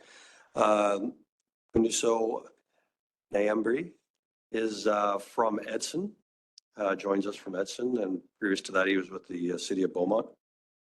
And he has assumed the duties of manager, and so is off to a quick start learning. And I anticipate him doing a great job for the town. Moving on to planning and development highlights. The town land evaluations have been completed and presented to council, and thank you council for the motion. Also on the Terra Loma lands, that was presented and is the public notice is out for public consumption. And a motion will be coming to council November 1st to finalize that. The third item that isn't on here, but I just wanted to mention that the municipal development plan and land use bylaw update will be commencing very shortly. And I'll be leading that as today's my last day as the general manager, but I'll be assuming that role as the project manager for finishing that project. On growth services, the labor market, industry gap analysis and education needs assessment study, that's a mouthful, has been awarded to KPMG, and that project is just kicking off right now. And so it should be completed by the end of the year. On the MELT program, the instructor was here in town looking at a couple of parking lots, and he feels they suit the needs required to run the program. And so the only thing that's left to do is before they come down here to run the program, they'll just have to get that approved by Alberta Transportation, which they will look after. The Red Deer Polytechnic Campus Alberta project. So they've crafted the survey that's to go out to the different groups and organizations in the community. And we'll just be meeting with them in the next week or so to finalize going over that and getting that underway. The RRS program, 104 employer applications have been received. And so that's moving along. And the other one, I wasn't sure if council was aware, so ClearPoint project. So the town has a contract with ClearPoint to put together a program that will help growth services to keep track of projects, have a reporting tool that we'll be able to present to council in terms of how we're doing with different projects, where they are in the process. And that tool will also enable growth services to put that online and bring it to council as an easy readable product that can be presented.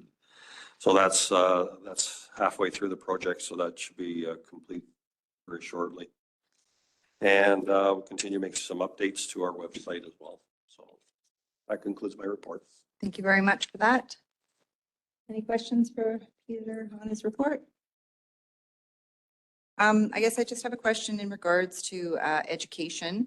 We're going into the fall now, and where are we at with the University of Calgary and Alberta Health Services on the RN degree program? I know that registration was slated to open up in October. So typically we've done an open house for education and all of our partners in the fall. Are we still going forward with both of those things and everything is on track? And yes, so there will be that that session that we typically have every year on the education. I'll have to follow up where we are with University of Calgary. Okay, perfect. Councillor Kamana? Thank you. Peter, about the Campus Alberta, I guess now they're going through the survey. Is there any indication of a timeline, a time frame that, the survey will be conducted, and then we are moving on to the, I guess, the negotiation agreement phase, and, how do we continue with that? We'll be able to confirm that once we've had our meeting with them next week. Okay, sounds good. Thank you. Okay, well, thank you very much for your report. Moving along to Just a moment. Oh, sorry, Hans. Of course, Peter said it very quickly, just like, oh yeah, and by the way, and I'm done right now and gone. So I just wanted to highlight it a little bit more, of course. So this is the second time Peter is going, while he came where I was. That's why I was ignoring him. Yeah, okay. Very good. So both times it was both in Hinton, but then down here, I experienced that again. It's like, oh my gosh, Peter came here, knowing that you bring in a wealth of knowledge, information that's so important, and just an overview that you take, helicopter view, honing in on certain things that you can help us and did help us out with putting structure in there.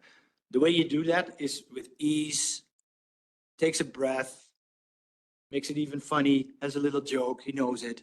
No, it's very much appreciated helping us down here as the team in administration and the level that you did.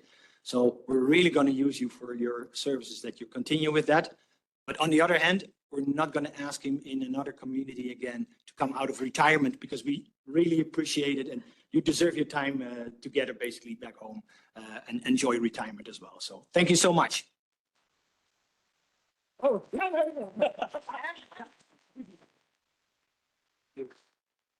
Well said. Thank you very much for that, Hans. Tom had brought that up earlier and I was like, no, he's not going anywhere. He's still going to be here. So I do appreciate that. Yes, he would like to retire and go elsewhere and spend time where it's much warmer, but I don't think, or I'm hoping that he won't go too far and that we'll still be able to utilize him when we can, and that maybe I'm being a little bit yeah, don't make any long-term plans yet. We're not allowing you to leave us that easily. But yes, thank you very much for everything that you've done for the town of Drayton Valley. And yeah, like the wealth of knowledge, like Hans said, that you've brought towards us or to us. And just, yeah, your help with everything, we certainly appreciate it. We look forward to continue working with you. And yeah, like I said, hopefully you don't go too far. And also we welcome our new economic development manager to Drayton Valley as well. So thank you very much. And hopefully we didn't bore you today with all of our antics, and look forward to growing our community together. So thank you. And then we'll move along to Municipal Services Department report. Ms. Shelley. I don't know how I'm going to follow that. I'm sad. Good afternoon, Madam Mayor and members of council.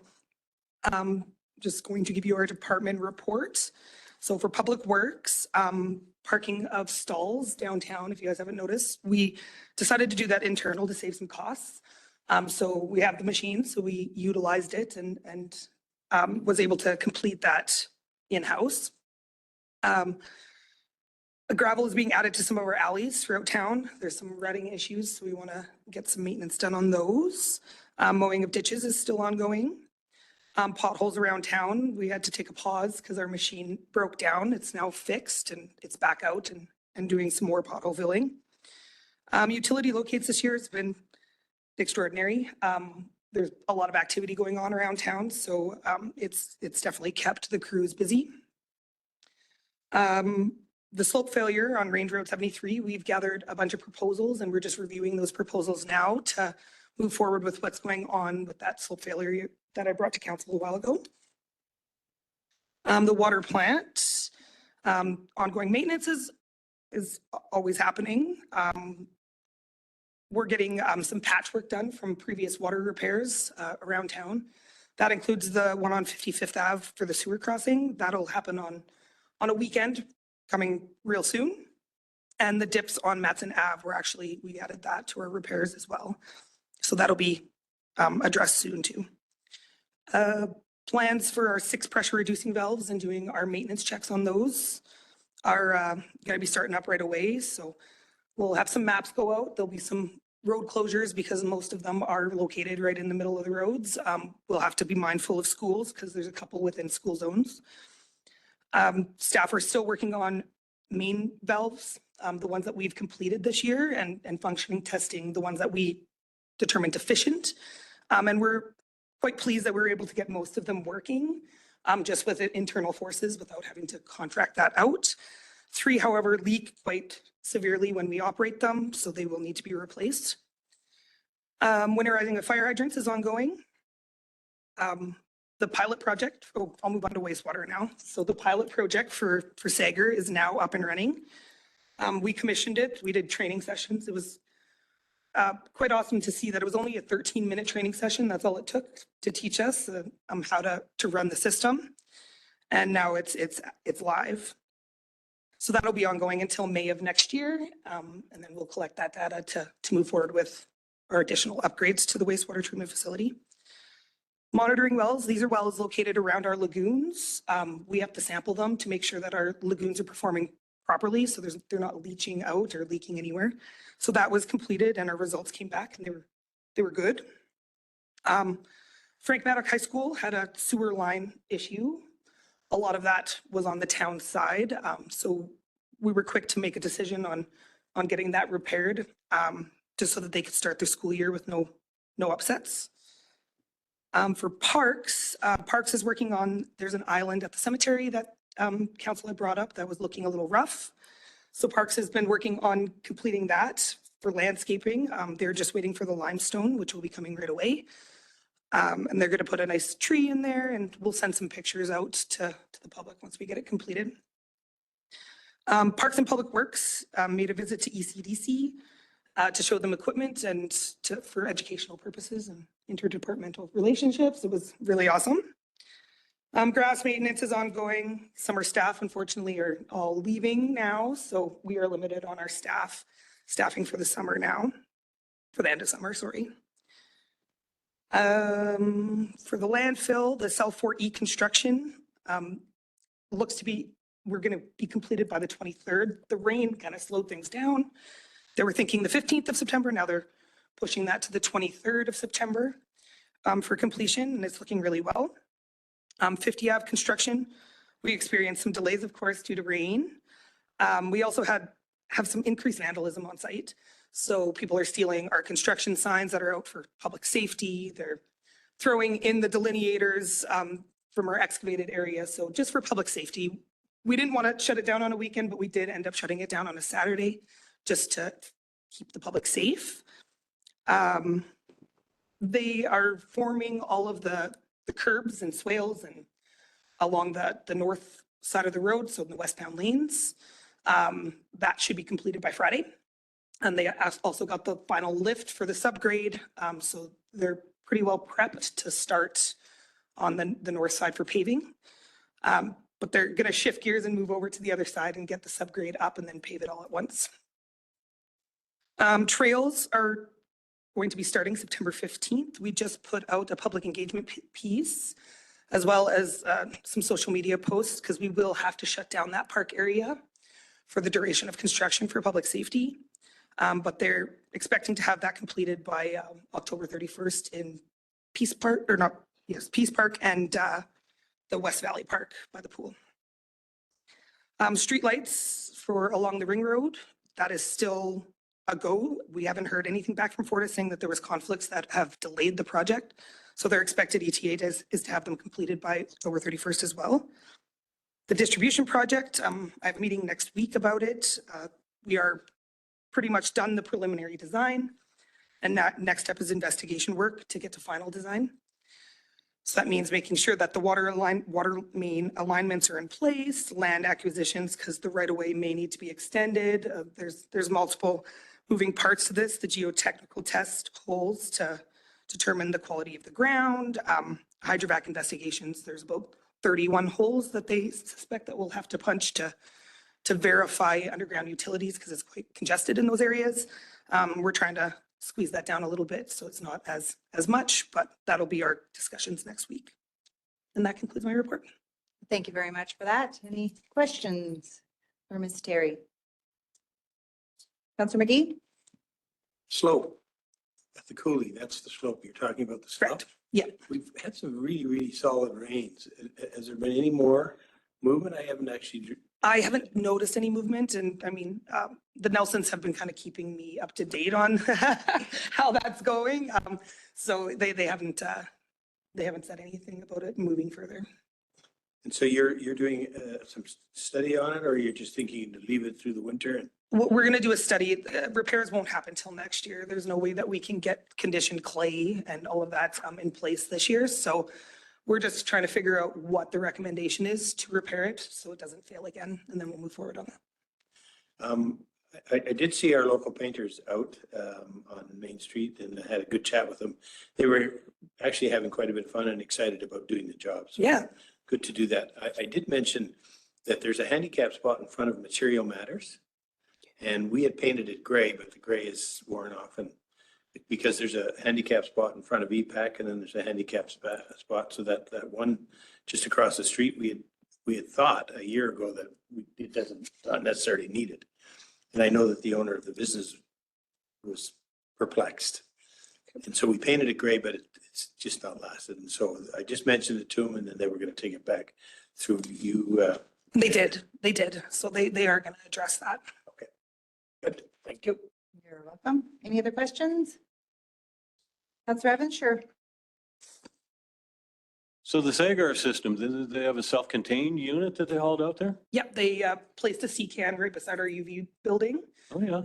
And then we're drawing the influent in there and putting the effluent back before our UV disinfection. Interesting. Yeah. Yeah, I'll be curious to see how effective it is when we get to the middle of winter and it's cold, cold, cold. Yeah, they've got the 2 zones. So in October, what we have to do is just move a pipe over so that we can feed the second zone of bugs, get them really strong, and then move it back after 30 days. And then those all the bugs in zone 1 and 2 will then help treat the water whenever. Hope they survive. Yeah. Cold, yeah. We're going to do our first set of samples this week, just because we know it hasn't built any biomass, but we want those. Yeah, you need a baseline. And, Baselines. yeah, gotcha. Good to see it's ongoing. Thanks. All right, well, thank you very much for your report. Not a lot of questions, right? Moving along, Community and Recreation Service Department. Thank you, Madam Chair, and through the rest of council. So in the ECDC, it started up, of course, everybody knows schools are on and the next winter season is upon us, of course. So they cleaned up the wait list. We always talked about over 100 on the wait list. Right now it's 83, and because they cleaned up the list, but we also saw, of course, the opening of a daycare center here just in the beginning of the summer. We are happy that we are still able to provide additional services in our daycare center. So, for instance, the swimming program is ongoing with support. So it's very special that in this age group, we see that happening, that we can do some swimming and aquatic visits. For FCSS, the board tour takes place on September 25th. That means that basically we are touring the different locations and programs and showcase that, of course, and explain that. So once again, the council most likely has taken that opportunity in the past, but is also invited to join again in this tour. For the Omniplex, we, like I said, are in the winter season, so even our Omni 2 ice is in. They made the second sheet of ice as well. And we saw already the first, let's say, activities with even the public coming out again, coming to our, let's say, games that are happening. And we saw the Thunder already doing items that attracts the public again to come in, but also the public coming in for skating themselves. Our registration night was yesterday. So multiple tables were booked, and that gives out, of course, always the opportunity for the public to come out and sign your kids up for different activities, or at least connect with those organizations that put on those events that are happening throughout in the programs throughout the winter. The Community Valley Community Foundation came out, of course, with the street party. Well, out, I should say, in, and we saw all that because it had a good turnout coming in for this year's event. And of course, our Premier Danielle Smith was all, of course, there as well. She came by. The school lessons that we see happening in the Ricochet Oil Corp is another one that our swimming pool is busy with. So they register as well. They come out, and like I said, those are quite unique opportunities that we prevent that safety and opportunity for kids to go through our lesson program. In recreation, we talked about already the Alberta Day, the celebrations that officially was, of course, on the 1st of September, but on the 2nd and the 3rd, we opened up skating ice for the community together with Brazeau County, because we were both able to get some funding from the province to celebrate Alberta Day. So on Saturday and Sunday, we did that, and we talked about it already, but about 70 people came out to the opening of the disc golf back 9. So that was nice to see new people coming out, families that were almost trampling there to get a free disc. So it's good to see that still having momentum. One item that we introduced there again for the second time, now with better weather, and it's already getting some momentum as well, is the Agents of Discovery mobile app. It's a very, let's say, low-key, with your family, interactive app that we can adjust in the background if we are bringing that forward and taking that on as a project to buy basically into that app. It's a free app for people to use, so they can still do that a couple of weeks in Ivantoe, a couple of questions. And when people do that successfully, they can go to the Rotary House to pick up a swim pass showing that, hey, we did the challenge. But we do that for another almost 2 weeks, see how successful it is, and bring that to council during budget time, most likely as a project to dive into for the, let's say, foreseeable future. What we see happening is, of course, at the end of the month, is September 30th, is our National Day of Truth and Reconciliation. This happens on Saturday. That means that we are doing activities that are described down here. We don't have a round dance this year, but we are showcasing in the EPEC Center Bones of Crows, a Canadian film. It's a very, let's say, impactful film that touches on the residential school system. It's a recent film, so it comes out to us. It's nice that we got the opportunity to showcase that, and we'll do it as far as we are now 8 times on Thursday and on Friday with the schools. So we work together with the high schools to get the students there. And on Saturday, we have 3 showings in the meantime already for the public. It's free attendance, and we'll do a parade or like a march on Saturday as well. Every time there will be, the elders will be there of our indigenous community, but we ask maybe we can do a recognition, the town acknowledgement, land acknowledgement with the town councillors there as well. So we'll update you on that one, but it's a good thing to teach and learn and stand still again with the meaning of the National Day of Truth and Reconciliation. The Brazau Foundation, it's not on there here, but they opened up recently a community housing needs survey on their website. We'll help them promote it. It means that this is a way for the Brazau Foundation to inventory the needs for housing. They utilize that, of course, to advocate for what they do in our community. It's a survey that's basically everybody's invited to go to so that we can help them out to make sure they have the right, I would say ammunition, but the right information to advocate for their business. That's basically making sure that there's affordable and supported housing happening.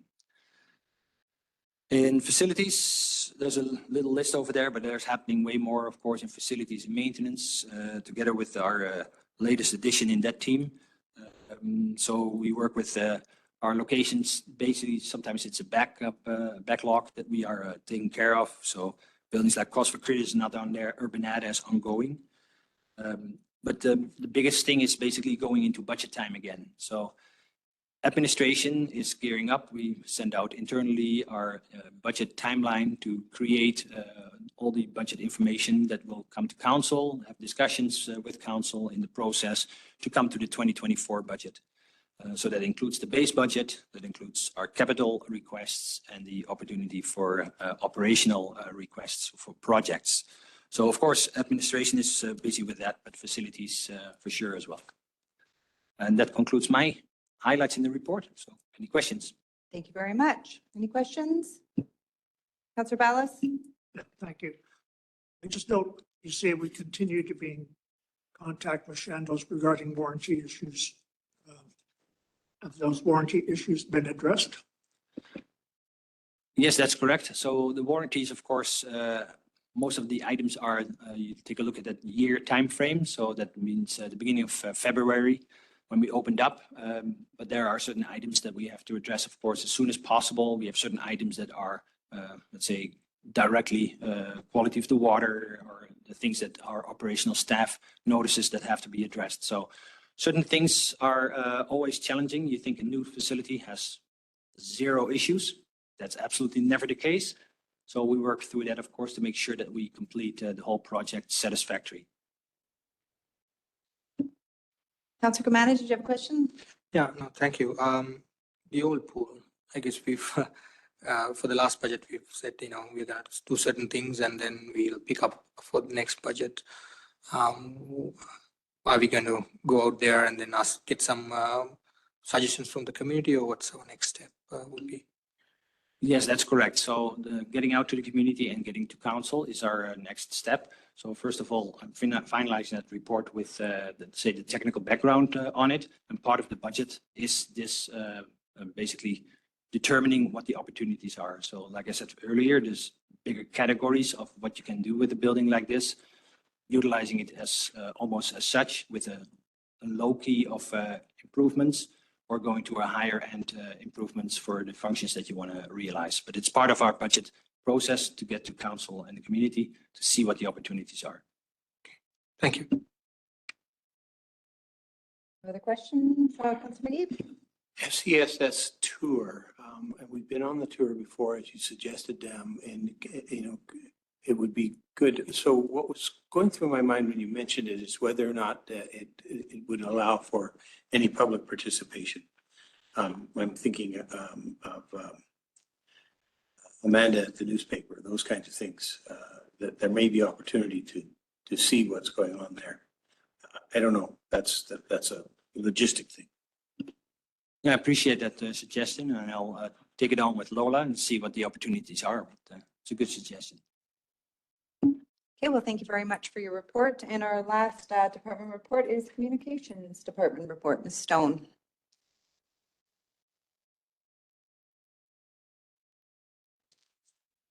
Good afternoon, Mayor and members of council.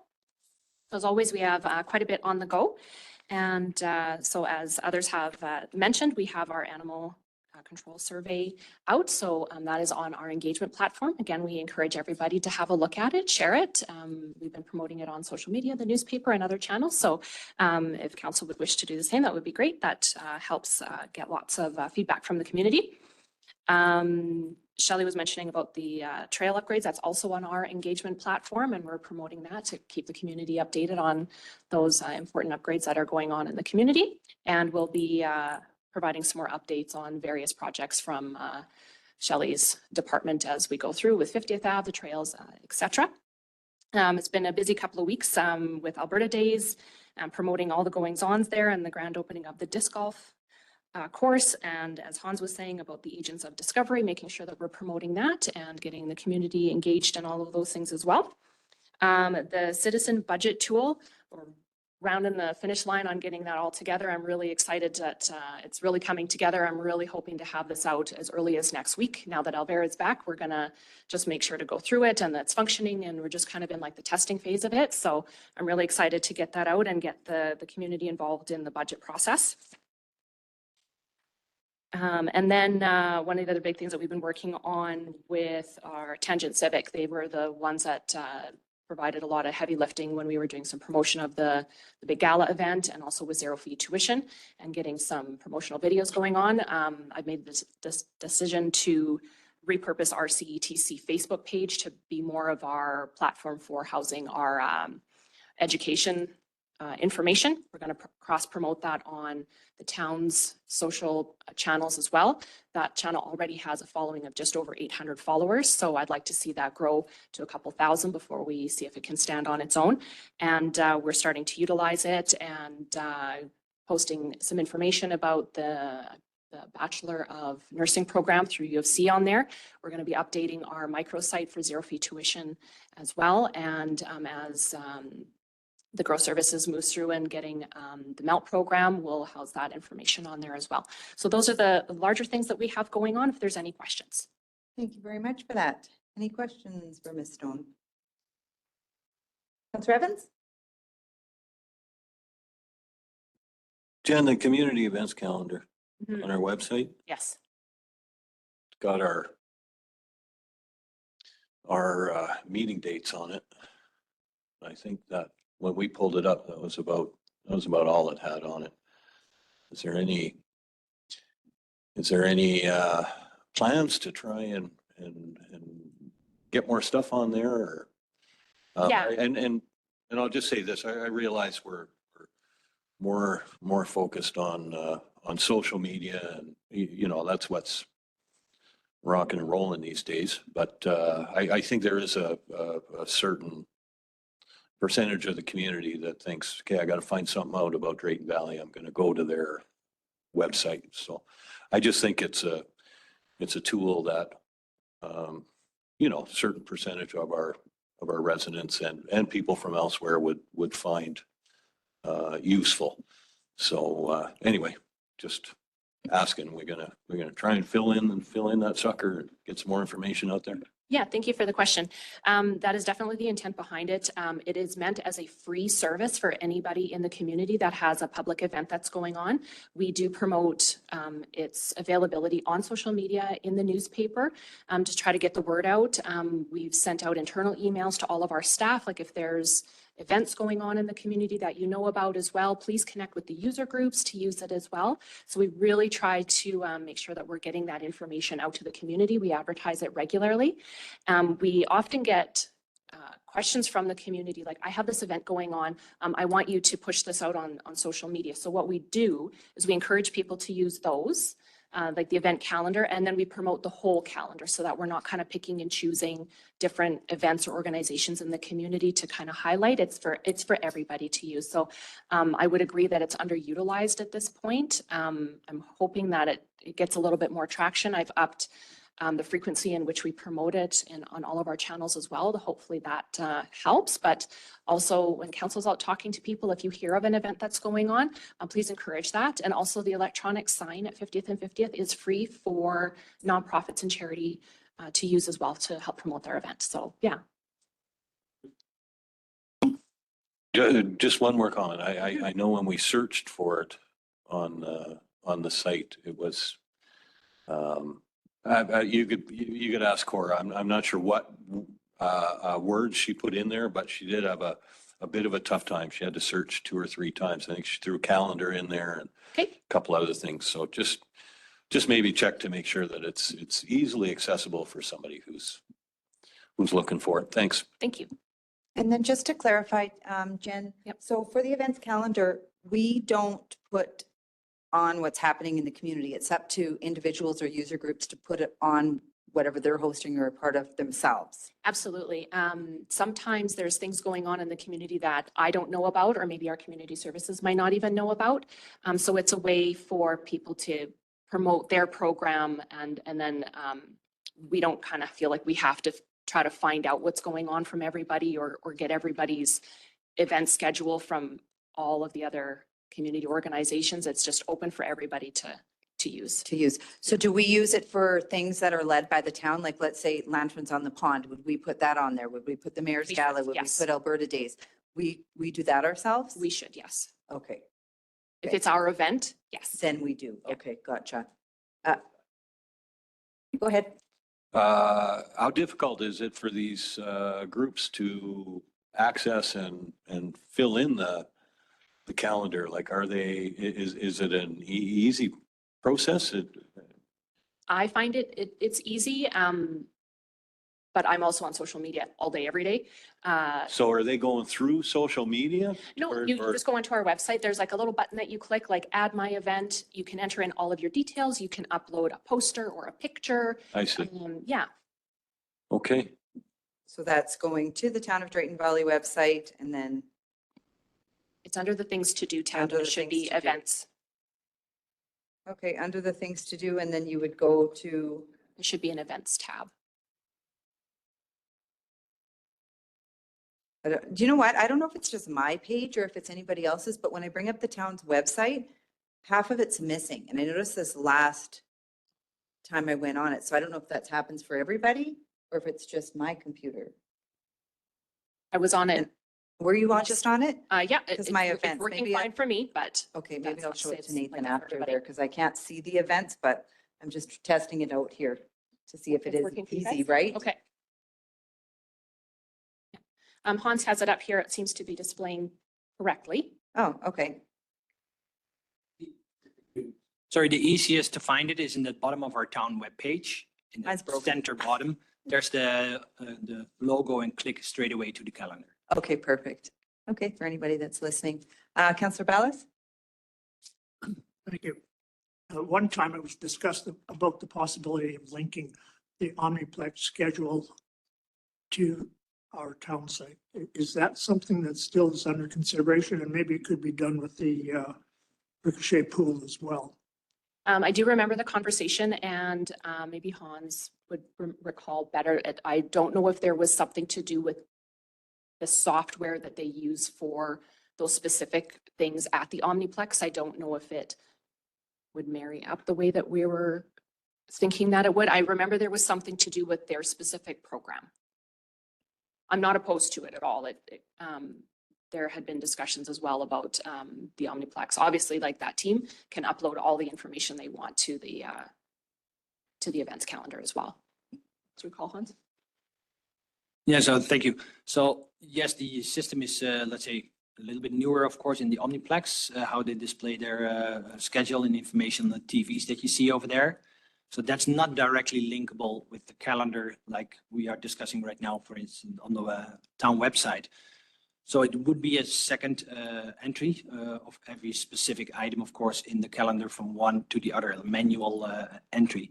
And I think that's probably also the crux why it's sometimes hard, of course, to get even the community invited to do it. They have their own, say, social media platform.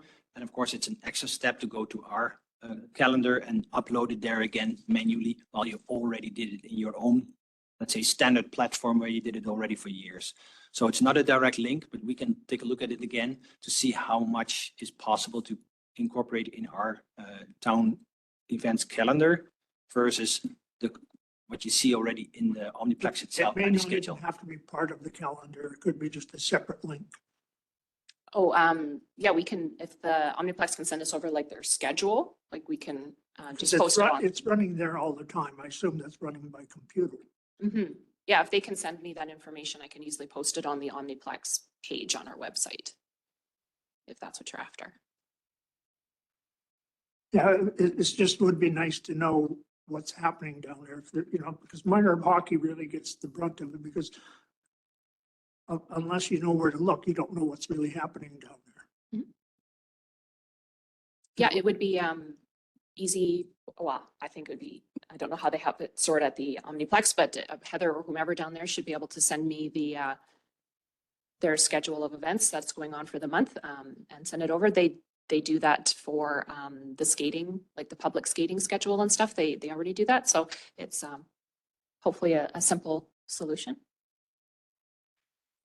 Thank you. Yeah, and I do appreciate the fact that we could take a look into, is it possible for us to share and promote their link so that it's easy for the public, even when they're on our town site, to find a link to where minor hockey, for instance, posts their schedules. Okay, well, thank you very much for your report. Thank you very much, Council. We'll move on to our council reports. Councillor Clark. Yeah, really the only thing I had to report was the attended ECDC board meeting. Couple things came out of that. One, I'm trying to get our MLA Andrew Boychenko out to do a tour of the ECDC and kind of what that is in advance of Minister Turton's potential meeting or a visit with him. Another thing, Bernice Taylor is going to be presenting at AM this year, specifically Roadblocks to Success, and that's with some compatriots from Jasper. There, she's doing that with them. There was lots of talk about the cost control framework, and that's actually going to be rolled out here in October. So she was hoping, excuse me, hoping to have a meeting with Minister Turton before that, but I don't know that that's going to happen. But otherwise, not. One other thing was of the 81 kids enrolled at the ECDC, it's literally 50-50 county for your info. So that's all I got. Thank you. Was there, did an invitation go out to Brazeau County for someone to sit, or that'll come at the organizational, I guess? Typically, because organizational meetings, we're gonna, when is our organizational? October? So that's probably when it'll go then. Okay, thank you very much for that, Colin. Councillor Evans. Let me see. On the 17th, I had a library board meeting. A lot of the nuts and bolts about what we looked at are included in your agenda, along with some statistics. We also had a visit from a couple of ladies from the Friends of the Library. They've been working pretty darn hard to do some fundraising. And also they've received a grant for some equipment for younger children for library equipment. So, of course, they're hoping that we'll have maybe a larger library they can put some of this stuff in. But for now, we're going to try and, once it's ordered, we're going to try and squeeze it in the existing library for now. But their focus mainly is to try and raise money for, once we do get the move, to have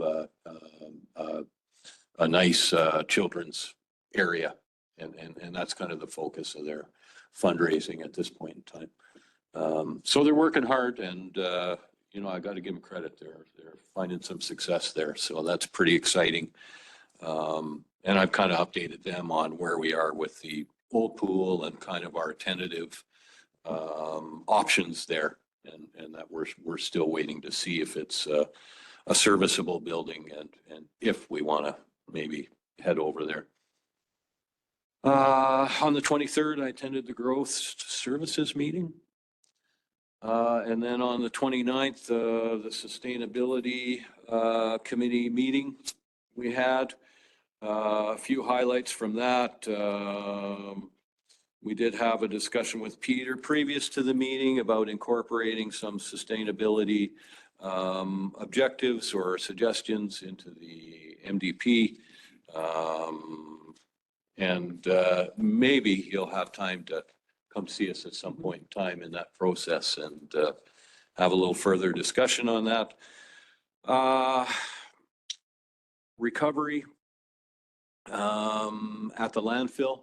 That proposal that came in front of council, Shelley is still gathering some information. There's been some changes on the setbacks in requirements at the landfill. So there may be an opportunity to try and make that work. Of course, there's many boxes we need to check before we can pull the trigger on that. A structure, an area, a recovery system, etc.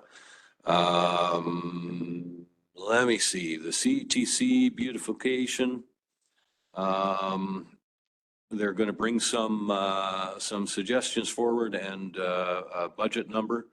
So we'll be looking at that at the next meeting, as well as looking at some possibly some Xeriscape, or Hans, how do you even pronounce that other one? Xeriscape? Xeriscape? It's pronounced the same, basically, Xeriscape. Just spelled differently. Correct. Okay. Anyway, they're low demand landscaping, as opposed to continuing with sort of flowers and flower pots and stuff that takes a lot of labor away from our parks folks. We're looking at something that's a little more low impact and lower requirement. And then we talked about lanterns on the pond, just to make sure that we had all our ducks in a row there. So I think we're prepared to pull the trigger on that. I don't know if Tom's got his sailor suit out yet for the boat, but we'll be touring around, and that's always a fun evening. The kids really get into that, and it's pretty enjoyable. Lastly, I guess the snow dump, we're looking at that. There was some questions about if it was the right place and if we have everything up to the requirements of Alberta Environment, and Shelley's working on that. So maybe some changes there. Again, it all depends on how Alberta Environment views it. Of course, this came up when there was that issue with the creek, although that was never resolved. Sort of the snow dump was looked at because of its how close it is to the creek there. So we just got to cover that base and make sure that we're meeting all the requirements if we're going to carry on there. I think that is, oh, yeah, we went for a little tour. Tom's giving me the eye there. Hey, you're forgetting something. So we went to the CETC, kind of looked at the area around the pond, looked at the area across the street, and the area in front. I think, you know, the staff has done a pretty good job in front with the additional flowers and stuff. And I think this xeriscape or landscaping that is maybe a little lower demand on our staff is what we'll be looking at to, you know, maybe get a buffer across the street from it all the way along that stretch, tied into the existing river rock landscaping there. And yeah, just try and clean it up and give people a place to kind of wander across the street, maybe a couple benches and some nice landscaping. So Hans will be bringing something forward about that, a suggestion. And then we looked at the south side entrance across from the derricks. You know, I got to admit, I was not even aware that there was a little park in that corner. You know, I've rolled in there several times and just never noticed it. There is a significant piece right beside the highway, and it's elevated. We kind of wondered, had the decision been final to put the electronic sign to the west of town there? I know we talked about it. Shelley was going to look at power. Okay, so I think that in our discussions, we thought that was worth looking at. You know, because of the area that folks can park, of course, that big parking lot, the little park that's there with a couple of tables in it. And I think that if we could get approval from Alberta Transportation to take a little bit of the trees out there, we could then get good exposure from both sides, both directions of the highway. I think it would be worth considering anyway, as far as the electronic sign. If not the electronic sign, maybe in future years, that'd be a good place to put a sign that folks could have a little fun at, take a picture of. Okay, I think I've taken up everybody's time enough. Thank you. That's my update. Thank you. No, that's great. We appreciate your recommendations. Councillor Sheriff. Well, it's been very, very slow for me, except for the fact that I've been away for a couple weeks. So I don't really have anything to report, except that I'm looking forward to doing the backpack giveaway today. And then September is picking up and looking busy between the mayor's gala and lanterns on a pond. And yeah, there's just a lot happening. So looking forward to that. That's it. Thank you very much. Councillor McKee. I think I would only add a couple of things from my couple of meetings. One was the growth services, which ended up being a conversation with Symbiotic, and that's ongoing. We're waiting for information from them. There was some excitement. We just hope that excitement can continue on. Sustainability, Rick's covered it all. I didn't know if we finalized the McDonald area for the sign, or whether they were bringing something back to us, or because it is remarkable what that elevation is on the south side of town. Is how it stands out. It just happened to be a busy day, but trucks and everybody was moving around. It's an amazing piece of property. That's all. Thank you very much for that. Councillor Ballas. Thank you. It's also been very quiet 2 weeks for myself, other than attending the Spring Gala on the 18th, which was a very successful evening. And you know, kudos to the Drayton Valley Community Foundation and the Rotary and all the community committees that were involved for pivoting and being able to put on such a successful event in a very short time. And it was very well received.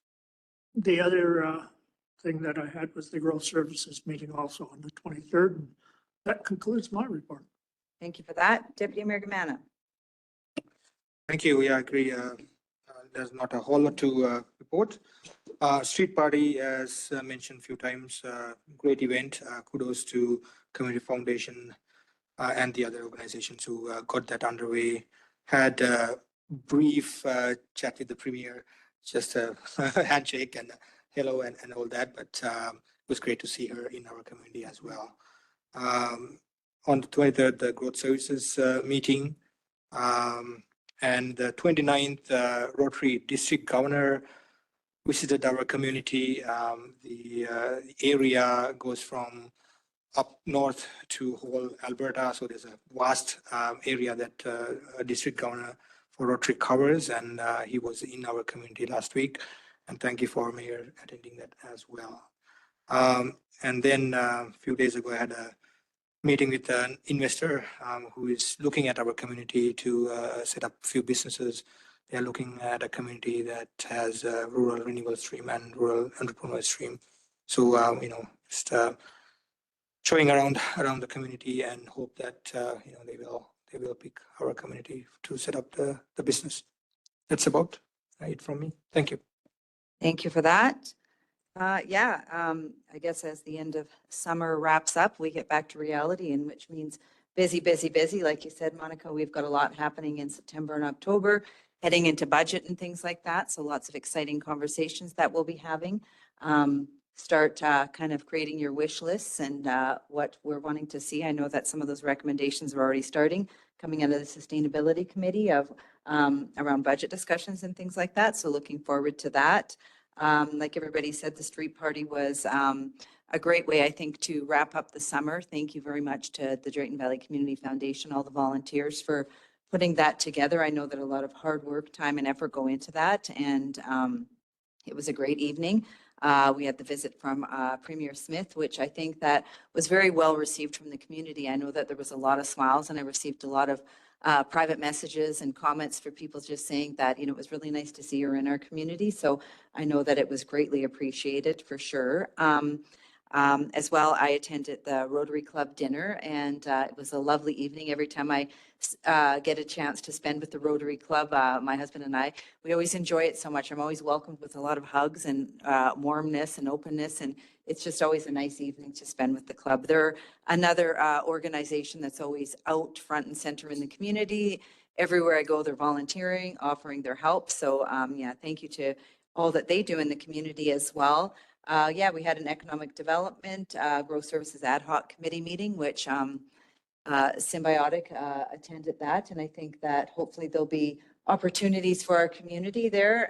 It's exciting. It's very in early stages. We're offering a letter of support on a grant application, but hopefully that's the beginning of something amazing.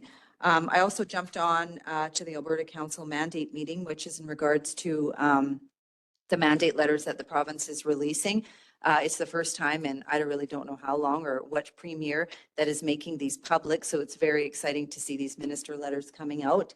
And I think as they do come out, it's important for us to be making sure that we're aligning and fitting with each of those ministers' mandates and what they look like. And I think advocating where our community definitely can benefit and aligns with. And I think in return that it'll bring, potential grant opportunities and, potentially just opportunities to our community. So very exciting. And that is about it for me as well. Just kind of wrapped up holidays and getting excited to getting back to work. Having a little bit of trouble getting up a little bit earlier in the morning, not going to lie, but yeah, it's happy to be back. So I am needing a member of council to accept both department and the council reports as information. Councillor Germana, thank you very much for that. And then I guess we will move. I was thinking I was going to move to the information items, but I think I'll jump to council items first. Does council have any initiated items or roundtable discussions? Councillor Ballas? Councillor McGee, you sent out an email about the water. What day is that, and do you know who's going? What is it for? In Edson, it is. West Central Airshed. We have a little airshed monitor. First monitor is right down by the DeBee Labs. or on the DeVille lands. So they're having an information session. I met with them last month to talk about the airshed. They met with us a couple of months before that, asking if we would contribute to the airshed. And most communities do.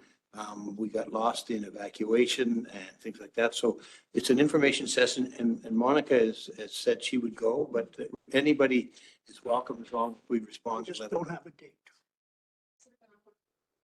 What's- Of September. It's, yeah, in the museum in Edson. So, So it'd be a great supper. so Monica, you're going. Okay. We're all welcome. I was going to bring it up. Yeah, I see it. Thank you. But you got to ours. You responded is because tomorrow's the deadline. Tomorrow's the deadline. I've responded for Monica. But anybody else? Hands up? Edson? Monica's got us covered. She's got it. Counselor Cabana, did you have something? Counselor Evans? Sure. We were discussing this earlier. On Monday, heading out of town, I saw probably 20, 25 trailers sitting in that parking lot getting ready to dump their loads. And then when I came back into town late in the afternoon, there was still 20 to 25 trailers sitting there dumping. Yes, it is very busy, that dump site there, especially on a Monday on a long weekend and it's raining and everybody's packing it in early. So I would like to maybe see if there's some sort of option for us to get a small fee out of that. Because when you add up all those, I couldn't tell you how many loads went through there. Maybe we even could set up a game cam or something for the next long weekend just to see how many trailers roll through there. But I would think there's, if I saw 25 just on a glimpse each way, there's got to be a couple of hundred, I would think, in that day that dump into our sewer system that we end up treating for free. I'm not saying we should start charging them all $50 a piece or anything, but if there's a way that we could somehow get a valve on the pipe or a gate that they can make a quick payment, I think we should consider it. Of course, I see Shelley writing stuff down there. So I think it'd be worth, if it's not a whole lot of money, I think we're treating quite a bit of sewage for free there. Whereas I think nobody would have an issue with a $10 charge to get rid of all their stuff before they head back to, back east to Spruce Grove or Edmonton or wherever they came from when they came out camping here. Right now, it costs them absolutely nothing, and it does have a cost for the town. And what do campgrounds charge? Is it $5? I have no idea, to tell you I the think it's truth. $5, isn't it, Monica? So in the campground, it's usually free because you already paid for your stay. But I've driven through different communities and some of them do charge about $5 to dump sewer. Yeah, I've paid at a campground before, the $5 So I've on never paid in a top of, campground. Yeah, no, Yeah. I've never paid in a campground. They're usually free, but yeah. some communities do charge. A lot of them are free. From what I understand is because a lot of people refuse to pay and they'll just open up their hose and just let her in a ditch, right? So there's that worry. But yeah, some of them do charge about $5, I think, is probably an average per dump, which adds up to quite a bit on a long weekend. Yeah, so we'd have to look into putting, like you said, some sort of little valve and then you'd swipe your $5 card or drop your loonies in or something before both of our sites. Another municipality, yeah. Yeah.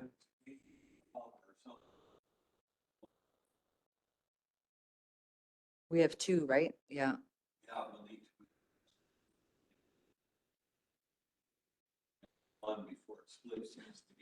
No, we have two sites. Yeah.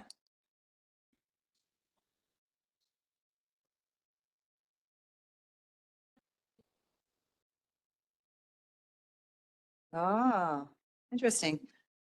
Okay, thank you for that. Yep, very, very interesting. Okay, Councillor McGee, I think you have a couple things that you'd like to. Let me first raise the Verna Wicks from the library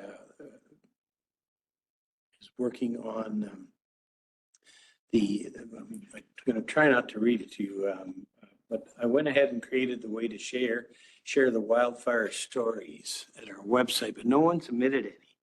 I did not get us to setting up a thank you for opportunities, so that's in the history books. But so for the present, can we see if we can be involved in providing a suggested list of people and organizations to thank? We could work through Carla at the fire department. That might be, that would be supported. I don't know if we want to single out anybody, or I think that may be part of the problem, but I'd like to see if we can. And then she's talking about supporting purchasing of a vinyl thank you banners. And we've seen the cost they've come by on your emails.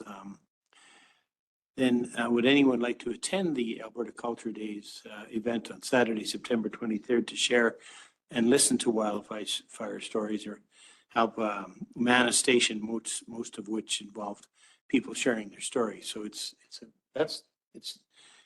about the Alberta Culture Days, and that would be a way to do that and a way to say thank you. And I think somehow we should support Verna on that. I think it's kind of interesting. So I would like to support her. So that's the for that. I would say that we're just receiving some complaints again about noble growth and odor. So we may need to address it again one more time. It was brought to my attention that it's under federal rules, so you could go to Health Canada, register your complaint. It seems a little long way to go to complain. So just know that I've had a couple of calls. The central airshed we've already talked about. I'd like to find out in the end, Shelley, what, like I'm thinking of Hamden, the mall. There's a boulevard there with trees on it, and some of them were dead. And so I don't know if, and I'm only using Hamden as an example, but we have lots of boulevards. I don't know if there are trees, or if we're responsible to take down dead trees. Yeah, I think. Okay, so the boulevard trees are ours, and then if you go past the Legion and you're heading west, and then you turn left towards 50th, there's a whole boulevard of nice trees. Those are ours. Okay, so just so we know that, and then, so if there's a complaint comes in, I'll then just get them to go to 311 and make that complaint. Okay. That's it. Thanks. Are you sure that's it? I seen his list. It was a lot longer than that. I know, right? I was like, well, that's it? Anybody have anything else? Okay, that's okay. We wrapped it up pretty early, so we can talk about some of those things on the side if needed be. If there's nothing else, I need a member of council to accept information items 13.1, letter to Daniel Smith, EPBR letter, Drayton Valley Municipal Library minutes, June 22nd, 2023, July 2023, monthly stats, September 23rd, and September 23rd fall programs. Insert as information, please. Thank you very much for that, Council. I know I swear they're sleeping over here. Thank you very much for that. And that wraps up our council meeting. We will adjourn at 2:13 p.m. I think you guys have mastered the art of